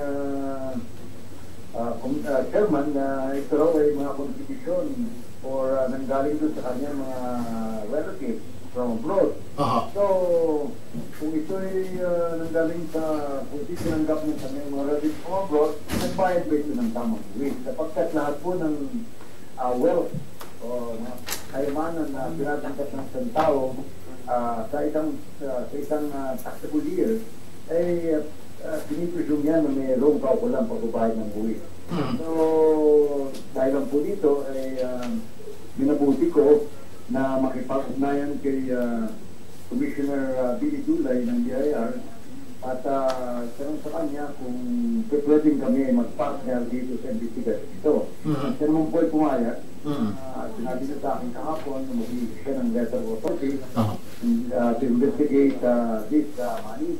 Hindi lamang doon sa kay Commissioner or Chairman Andy Bautista, kundi pati doon sa mga taong niname or binanggit ni Mrs. Patricia Bautista. Sir, hingi po ba kayo ng waiver from Chairman Bautista para mabuksan ang kanyang mga bank accounts at maipakita lahat ng kanyang accounts, sir? Will you still need that? Siguro po hindi. At anyway, ganoon po sa SAL-L na sinayad niya. Although ang hawak lamang ng NBI, inyata lamang sa ng 2015 and 2016, ay wala pa po yung 2010 o hanggang 2014, eh meron pong nakalagay naman po ng waiver ng bank accounts. At any rate, ang NBI po ay inatasan din namin na makipag-ugnayan din sa Anti-Money Laundering Council para tingnan kung mayroong violation itong batas na ito at all other banking law. Kaya po dahil lang po sa napakalaking pera nito at napakaraming bank accounts, palagay ko po ay hindi mahirap na kumuha ng secret trade dito. Alright. Sir, bago ko kayo bitawan, hingin ko lamang po ang inyong reaksyon, Mr. Secretary, na ito nga sinabi ng inyong best friend at best friend ng bayan na si Senador Trillanes na yung AMLAC daw hindi pa nag-iimbestiga din sa mga yaman ng Pangulo at bakit daw hindi pa nagre-release ang Pangulo ng waiver para sa kanyang AMLAC. Last year pa ito, 2016, wala naman napatunayan ito si Trillanes. Ngayon naman ay ginugulo na naman itong ombudsman at pinipressure niya na imbestigahan na ang Pangulong Duterte. Ano po ang reaction niyo rito, Mr. Secretary? Sir? Ito po rin yun, napaka-lumang tuktukin na yun. Parang sirang plaka ni Trillanes sa kasabi at kaulit-ulit yan. Mantalang, alam natin, anong pang 2016. Bago mag-election, 2015 pasta eh. At issue na po ng waiver ng ating Pangulo. Kung si Trillanes, alam na alam niyan sila maapektuhan itong scandal, if you may call it, tungkol dito sa investigasyon kay Commissioner Bautista sa COMELEC at sa PCBG, ginugulo po yan eh. Wala namang alam yan eh. Ang alam niya si Trillanes, nag-apogaduhan, hindi niya alam na ang gandalo kung sino ang real alleges. Dapat siya mag-prove. Dapat siyang pinag-prove niya yung inaakusan niya. Kaya walang alam yan eh. Ang dapat sa kanya, mag-aral-aral muna din ng konti. Hindi ng bahay, hindi yung balat ka ng banat. Ang isa pa, Mr. Secretary, sir, pati tuloy yung anak na nanahimik na anak ng Pangulo na si Paulo, nadamay na dito sa napakalayo na investigasyon na hinggil sa shabu, nadamay na rin yung anak ng Pangulo dahil dito kay Trillanes na binanggit na naman niya, pinakita niya yung papel na hawak niya na 2007 pa, Jesus Maria Josep, Secretary. Tama po yan, 2007. Kaya ano ba si Pulong nun at that time, kaya napakabata pa, parang hindi pa niya alam yung mga ganyan. Actually, yung affidavit na sinasabi niya, kung ano man yung papeles niya, yan po'y puro hearsay. Sa batas po, Senator Trillanes, yan po'y walang no evidentiary value yan. Dapat mag-aral ka ng gusto. Sir, pinabulaanan po ng ombudsman yung statement ni Senator Trillanes na hawak na raw ng ombudsman yung mga dokumento tungkol sa tagong yaman o ni PRRD, pero dahil ayaw ang sinasabi ni Trillanes, ayaw lang daw ilabas ng ombudsman. Pero sabi po ng ombudsman, wala pa po silang hawak, sir, na papel. Ayun ang katawa-tawa. Alam mo yun, he wanted to be relevant. Ngunit ngayon, wala naman siyang hawak art context para lamang sila pag-usapan. Kahit nangangamoy na yung kasi mga balita o yung posisyon sa kalumaan at hindi naman tininiwalaan, ay pinipilit niya maging relevant sila dito. Kaya better luck next time, Mr. Senator. Sir, maalala ko po, di po ba ito pa yung nakasuhan din noon na inimbestigahan ito noon na napakadami ginastos siya na nasa kulungan siya, pero yung kanyang mga pork barrel at saka ang dami niya mga ghost employees. Ano na ho nangyari doon? Ito po ay sinusundan din ng DOJ? Well, ang may nagsasabi po noon na kahit nasa kulungan daw yan, ay nakakabili rin ng mga properties kahit nasa kulungan. At di ba ating napagtanto doon at may laman naman ng balita na kahit driver niya o katulong niya, naging consultant niya. So yan ang dapat niyang paliwanag. Alright, ano ho nangyari sa ombudsman ho ba ito? Hindi po ba kayo pwede manghimasok dito, Secretary, sir? Hindi ko po alam kung meron ng kaukulang naghain ng demanda dyan sa ombudsman, but definitely that came long before we took the assumed office to the OJ. Alright. Secretary Vitaliano Vitagira, sir, maraming salamat po. Magandang hapon po sa inyo. Samantala, bayan, oras po natin 1:22 in the afternoon. Magbabalik pa po ang Erwin Tulfo live. Diyan lamang po kayo. Mercury Drug celebrates its 72nd anniversary on March 1, 2017. There are more than 1,000 stores nationwide for easy and convenient access to medicines and other healthcare needs. 24/7 service in over 100 strategic locations to serve the needs of everyone, anytime, day and night. Guaranteed freshness and high-quality medicines sold in our stores, whether branded or generic. Mercury Drug, keeping the nation healthy. Mabuting paalala mula sa SSS. Layunin ng SSS na mga benepisyo ay agad na ibibigay sa panahon ng pangangailangan. Bilang miyembro, siguruhing kontribusyon ay laging sapat at on time. Mga loan ay mga pribilehiyong napakinabangan. Maayos na pagbayad nito ay pagsiguro sa muling pangangailangan. Ito ay agarang maaasahan. Mabuting paalala po muli. Siguruhin nasa ayos ang ating SSS membership upang benepisyo ng pribilehyo ay hindi naaabala. Erwin Tulfo live.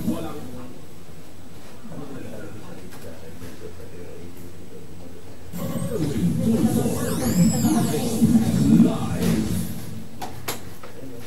Bueno, dire-diretso po tayo. Oras po natin sa buong Kapulungan, Luzon, Visayas, Mindanao, 1:23 in the afternoon.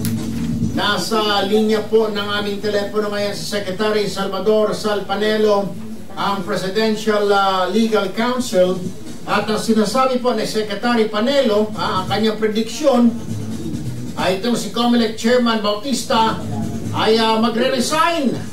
Magandang hapon po, Secretary Panelo, sir. Good afternoon, Erwin. Hindi ko naman prediction yun.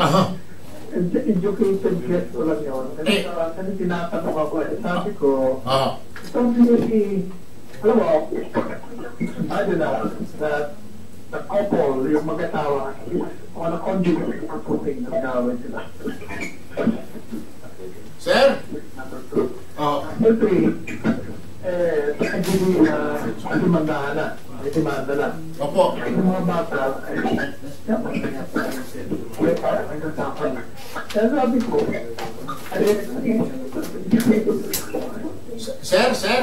Sir, tawagan po namin kayo ulit ha. Medyo basag-basag po at hindi ko kayo maintindihan.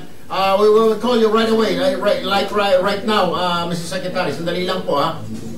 So, napuputol lang, mukhang mobile si Secretary Sal Panelo. Ayun, nilinaw po ni Secretary Panelo, hindi naman niya predict o hinulaan na sinasabi niya calculated guess lang dahil sa mga pangyayari, ha?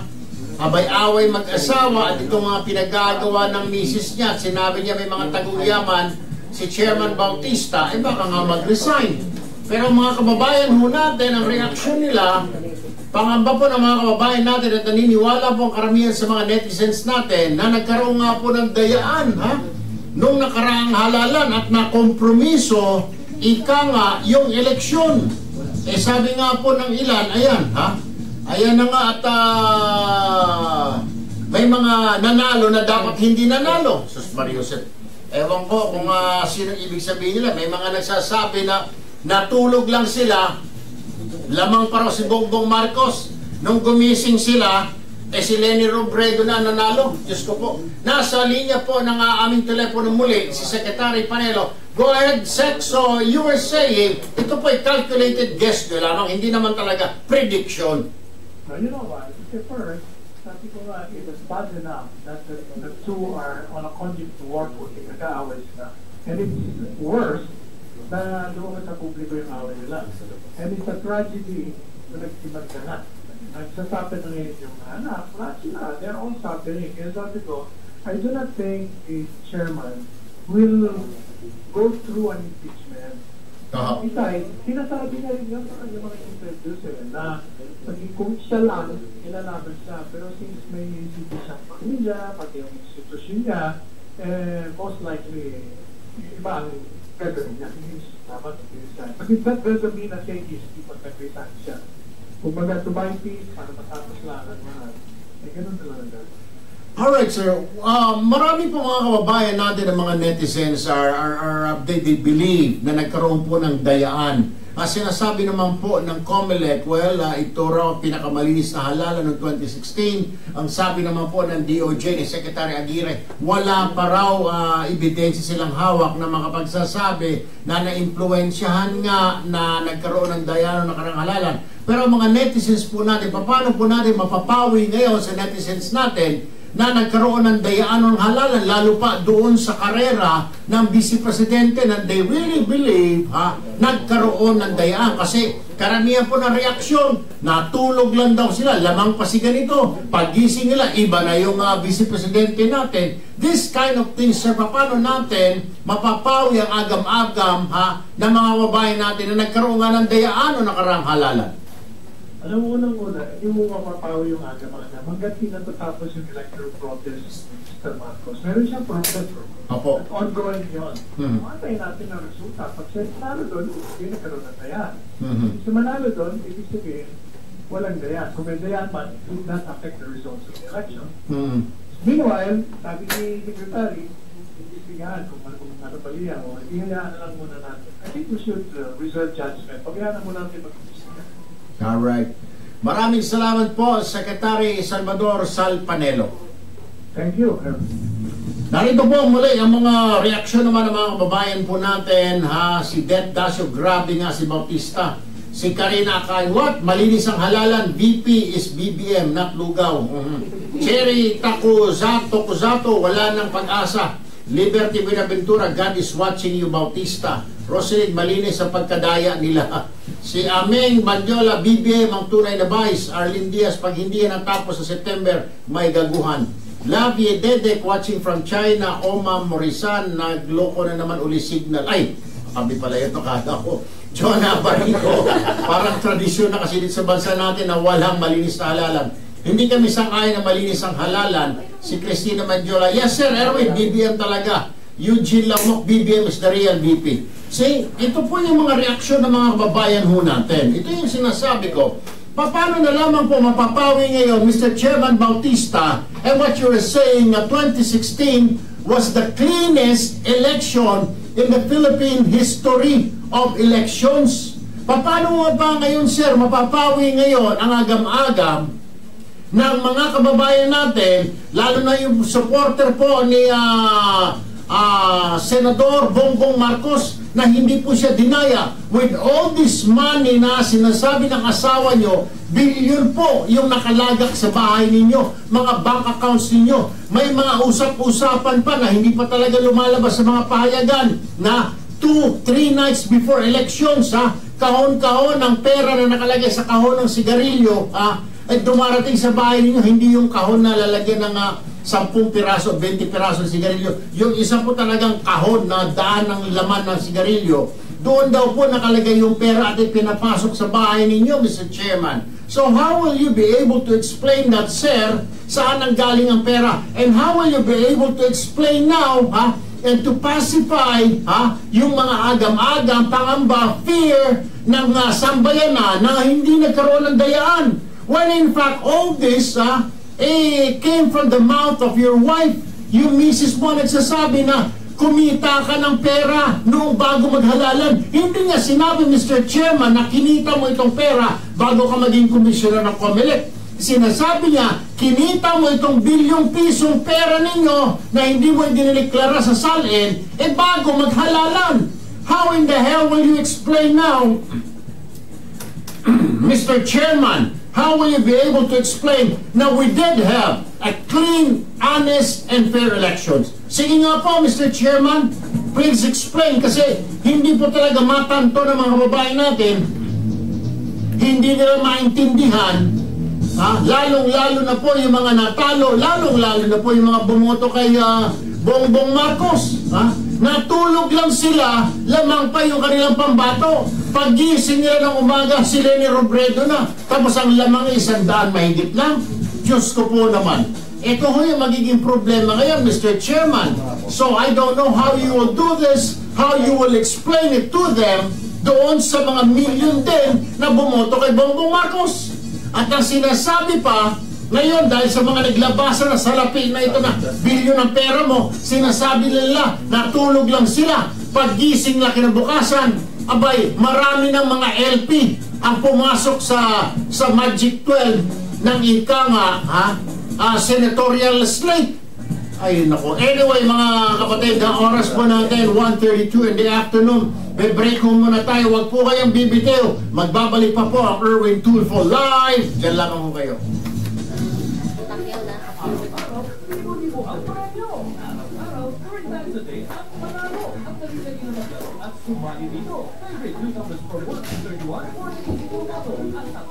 Ganda ng video natin, boss. Ganda ng video natin. Pansin ko nga eh. Lusig na lang natin. Yun lang. Malakas ang ulan, boss. Kumukulog-kulog po. So, kaya pa na.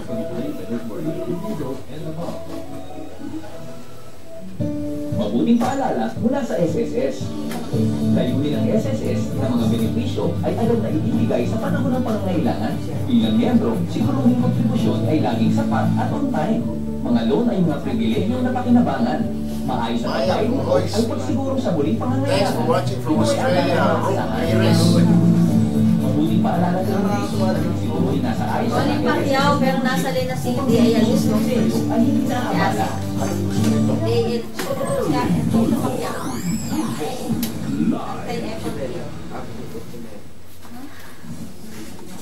Alright, nagbabalik po ang Erwin Tulfo live. Dito naman ho tayo. Ito nakakabwisit din ho eh. Mga tol, mga best ha. Mantakin mo, kahit saan ka pumunta, Metro Manila, sa mga probinsya, ewan ko sino ba nagpauso ng lintik na mga proyekto ng gobyerno, pera mo, pera ko, ha? Pero pangalan ng demonyong politiko, pangalan ni mayor, gobernador, ni congressman na nakalagay doon sa punyetang proyekto. Kunwari, kalsada, ha? Diyos ko po, pangalan ni congressman na Timbukto, ha? O ni mayor Corakot, kung sino man yung Impacto, si Governor Impacto, anak ng pusa. Kaya po, itong Senator Manny Pacquiao naisip, ha? Na mag-sumite na panukalang batas na tinatawag Anti-Epal Bill na sinasabi niya kapag pumasa po ito, makukulong at pagmumultahin ng at least 1 milyong piso yung politiko na naglalagay-lagay ng mga pangalan sa mga punyemas na proyekto. Nasa linya po ng telepono si ASEC RJ Echeverry, ang tagapagsalita ng DILG. Magandang hapon po, ASEC Echeverry. Magandang hapon po, Pa Erwin. Apo. Sir, maraming salamat po muna sa pagpapaunlak sa aming interview na ito. Pero wala po bang in place ngayon na rules or batas na nagbabawal sa mga politiko natin, lalo na ng mga local government officials natin, ilagay, igwagwagan yung kanilang pangalan sa mga proyekto? Mr. ASEC, sir. Yes, maraming salamat po. Tama naman po na medyo kailangan tingnan din natin yung mga nakapaskil na ito ay hindi ng may-ari congressman o ng mayor, kundi ito'y pagmamay-ari ng taong bayan na nagbigay ng kalsadang yun. Exactly. Sa ibang bansa po, kahit sa Japan or even in China or in Southeast Asia, nowhere could I see yung mga kalsada po at ang mga mukha ng mga politiko ang nandoon. Siguro, it's about time, lalo na tayo naman po chairman ng ASEAN, we should follow the examples of our fellow ASEAN neighbors na hindi gumagamit ng ganyan na pamamaraan para ipaalam na gumagawa at nagtatrabaho ka. Pero matanong ko, wala po tayong rules dyan or dyan within the DILG na nagbabawal. Parang wala po yata. No? Kasi kung meron siguro, baka maghihinay-hinay itong mga politiko, mga mayor, governor, mga konsehal, di po ba, Asek? Erwin, ang DILG is only to supervise. Control the government. So when we talk about supervision, we will advise them, we will remind them of an existing law. Kaya ang problema nga ho, papalik ko tayo doon, meron po bang patak na nagsasabing pinagpapawal ang paglalagay ng mga mukha at inaangkin ang programa at proyekto. Ako, moving forward, nung panahon mo namin, nung kami po ay napupo sa Caloocan, ito sa naging issue rin sa amin yan doon, na akin naman, nakalagay yung mga mukha ng mga proyekto, at aminado kami na to a certain extent, naging negatibo na rin sa perspektibo ng publiko ang paglalagay ng mukha. Kaya at another stage, tinigil na rin po ang paglalagay ng mga yan. Ganun din na naging ehemplo na rin ng parang pag-aangkin na hindi naman dapat. Maraming salamat po, Asek Echeverry, sir. Magandang hapon po at buhay po kayo, sir. Mabuhay po kayo. Alam mo mga tol, mga bes, sa bayan, marami po ang reaksyon po ng mga babae natin kasi ang tanong po natin kanina, tama lang ba na makulong at pagmultahin itong mga demonyo, itong mga politiko na ito, na ilagay ang kanilang mga mukha, yung iba, ang kakapal na mukha, kala mo mga gwapo, yung mga iho di puto, mga gwapo pa yung aso ko na askal, Jesus Maria Joseph, lalagay pa yung mga mukha nila nakangisi roon sa mga poster. This project was,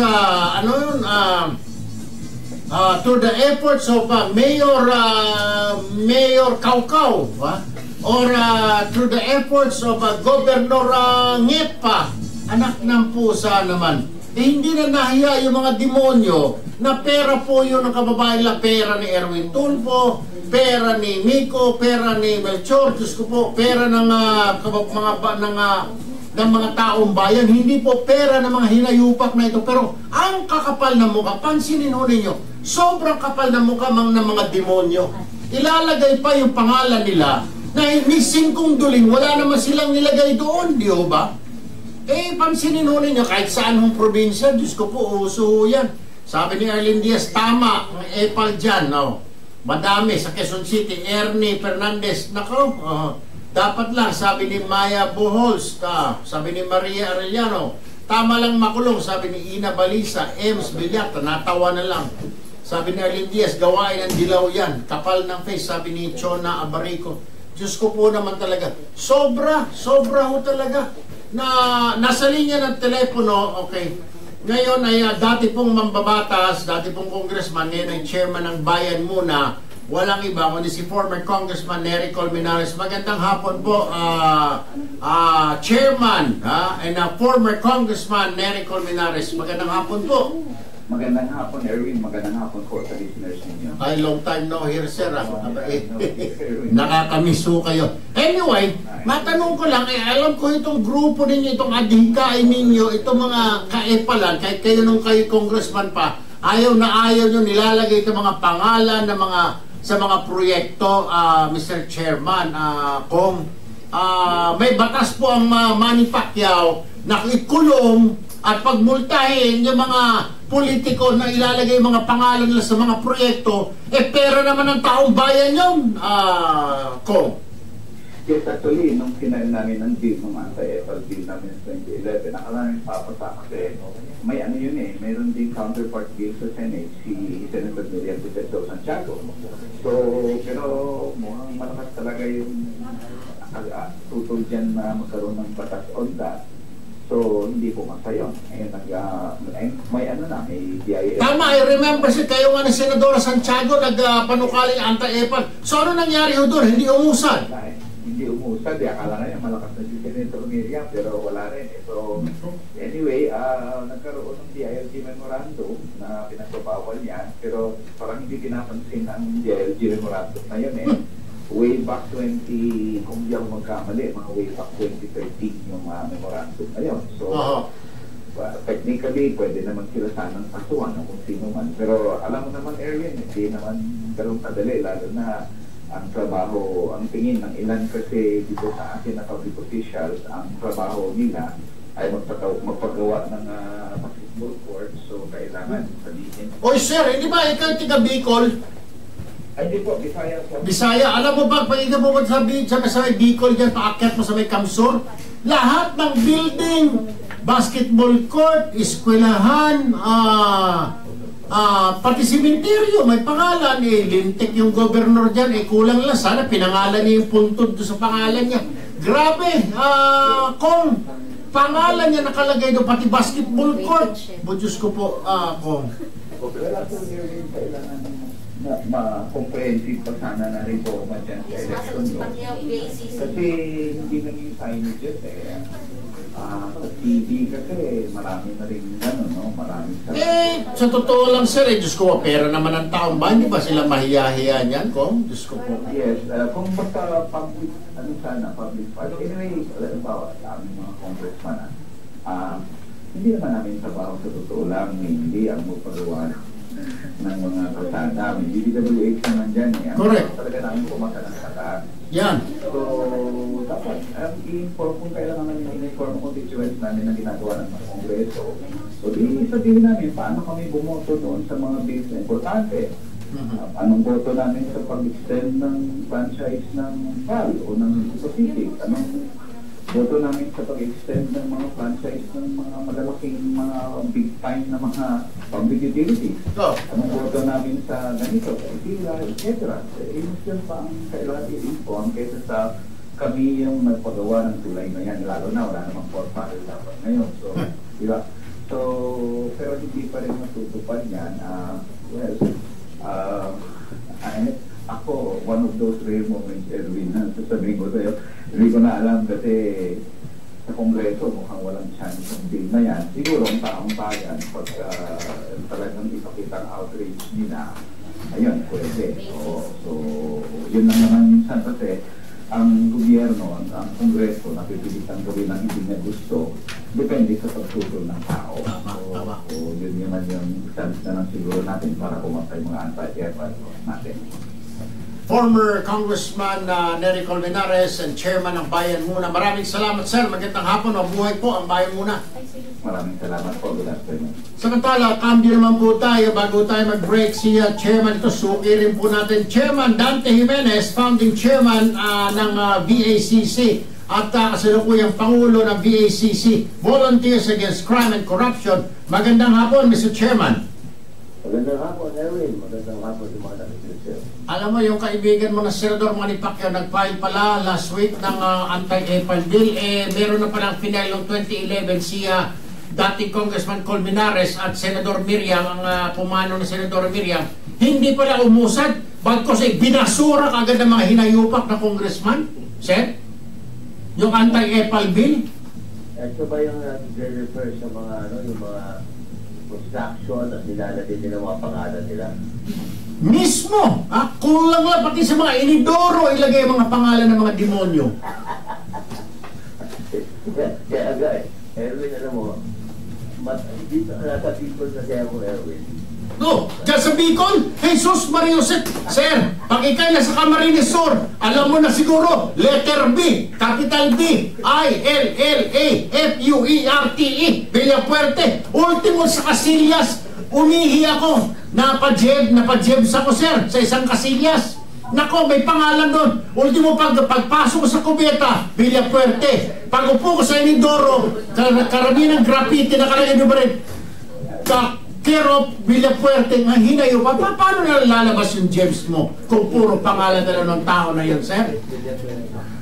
Kaya na Erwin, ako, talagang suporta ako rin sa buhayin niyan. Dahil talagang hindi naman nila pera yung correct! Kinastos yan, ang kakapal naman ng mga mukha nila. Nako! Diyos ko po. Meron pa nga dyan nakapangalan doon sa, siguro nagdadaan din ni Erwin yung meron siya, yung overpass. Oo! Nasaanan.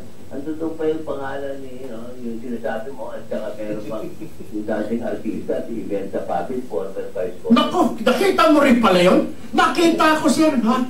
Sa... Diyos ko po. Yan yung sinasabi, pag sa sobrang kapal ng mukha, pag tapyasin mo yung mukha nila ng palakol, yung palakol na mabibingaw, sir? Yun lang nga, Erwin eh. Kaya ako suporta ako dyan. Dapat, even si President, balita ko, ayaw niya yun. So talaga dapat tuloy niya, patat niya. At talagang dapat na lahat ng mga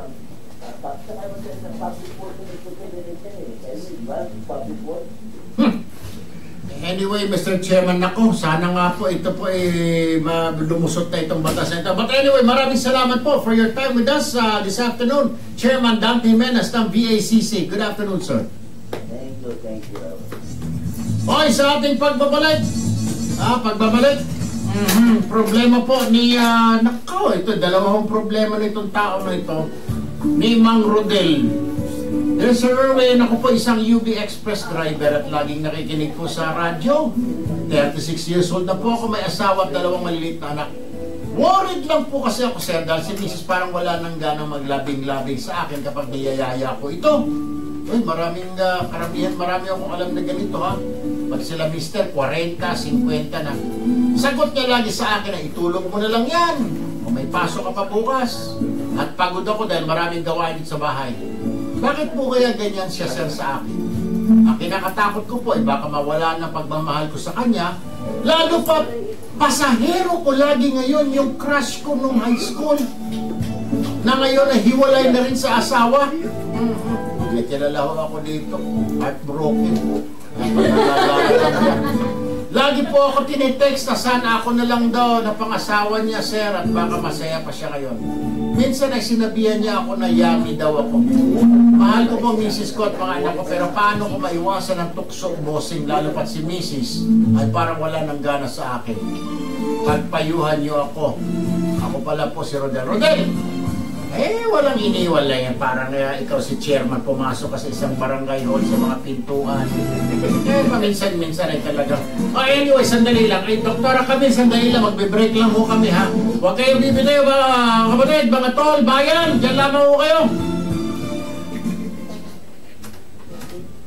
Sa totoo lang, if just uprising, just like the mainstream rebellion of the MI, I can endure a war with you, and I can even plead peace with you. Wala akong problema at naintindihan ko kung bakit tayo nag-aaway at nagkakaroon. Nais pa nila. Nais pa nila? Pero sir, tayo hindi po tayo. Diretso tayo. May sa monitor nyo lang, sir. Kung ano ang sakit. Alam ko na wala po tayong interruption. Kaya alam ko ang sakit sa isang loob at ano ang dapat natin gawin.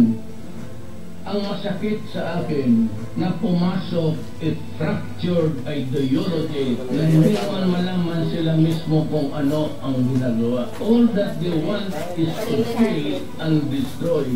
Paano tayo mabubuhay yan? Kaya muna ako, I am very sorry that this has to happen. I am not happy na mamatay ang mga maranaw. Hindi ako maligaya sa hirap.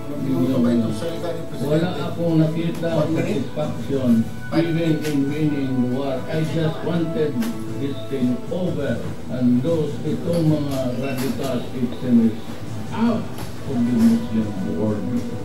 Tatapusin ko talaga ito. But one thing I will promise you, my brother, more. I will see to it that Marawi will rise as a prosperous city again.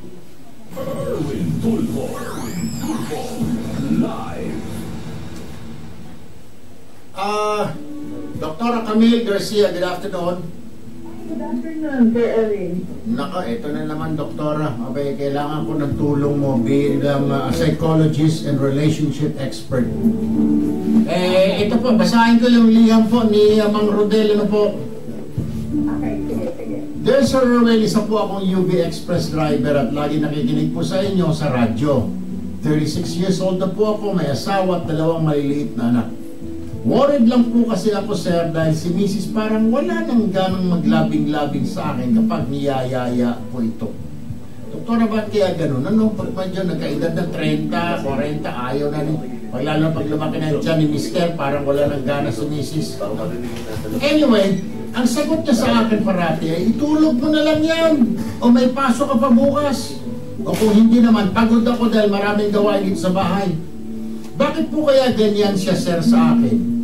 Ang kinakatakot ko po ay baka mawala ng pagmamahal ko sa kanya, lalo pat pasahero ko lagi ngayon yung crush ko nung high school na ngayon na hiwalay na rin sa asawa. Lagi po ako tinitext na sana ako na lang daw ng pangasawa niya at baka masaya pa siya ngayon. Minsan, sir, sinabihan niya pa ako na yummy daw ako. Mahal ko po Mrs. ko at mga anak ko, pero paano ko maiwasan ang tuksong bossing? Lalo pat si Mrs. ay parang wala nang gana sa akin. Pagpayuhan niyo po ako. Ako po pala, si Rodel. Doktora Camille, what's happening here? Okay. Kasi una-una na pag sinasabi natin na talagang yung mga nagiging crush natin ng high school, ganyan, talagang ang tendency na overwhelm tayo din sa situation na nagkita tayo, daming crush, ganyan. Tapos, yan talagang hindi ka nagkakaroon ng mga pagkakataon na hindi ibang mga tao talagang may tupok na talaga na nakakatapos talaga. Lalo pa si Mrs. Pero yung dalawang problema niya rito Problema si Mrs. ayaw na maglabing-labing. Ito naman, problema niya, manok, lapit na lapit. Yung inahin. Pero dito dapat, Sir Erwin, dapat si Mang Rodel maging rational. Kasi dapat hindi pa pwede maging emotional. Kasi syempre, nung kahit sino namang lalaki, pag sinabing after 6 and young ka pa, talagang napupusang sipin mo. Hindi mo naman hindi magsasabi na, yummy pa ako, parang achievement, yung trophy ko, gano'n, diba?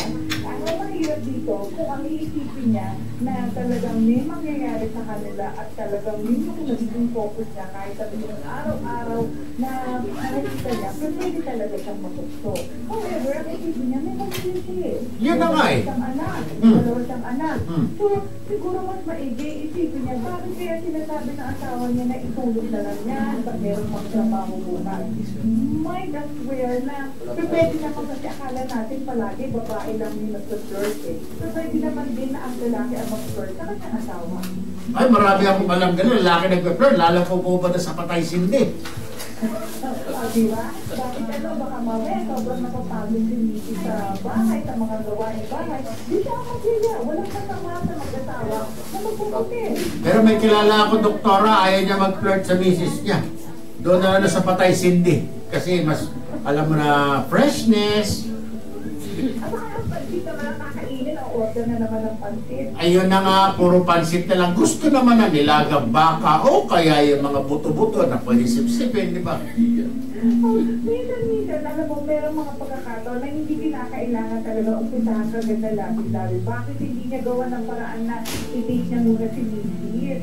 Baka kasi nawawala na yung mga ganong klaseng romansa.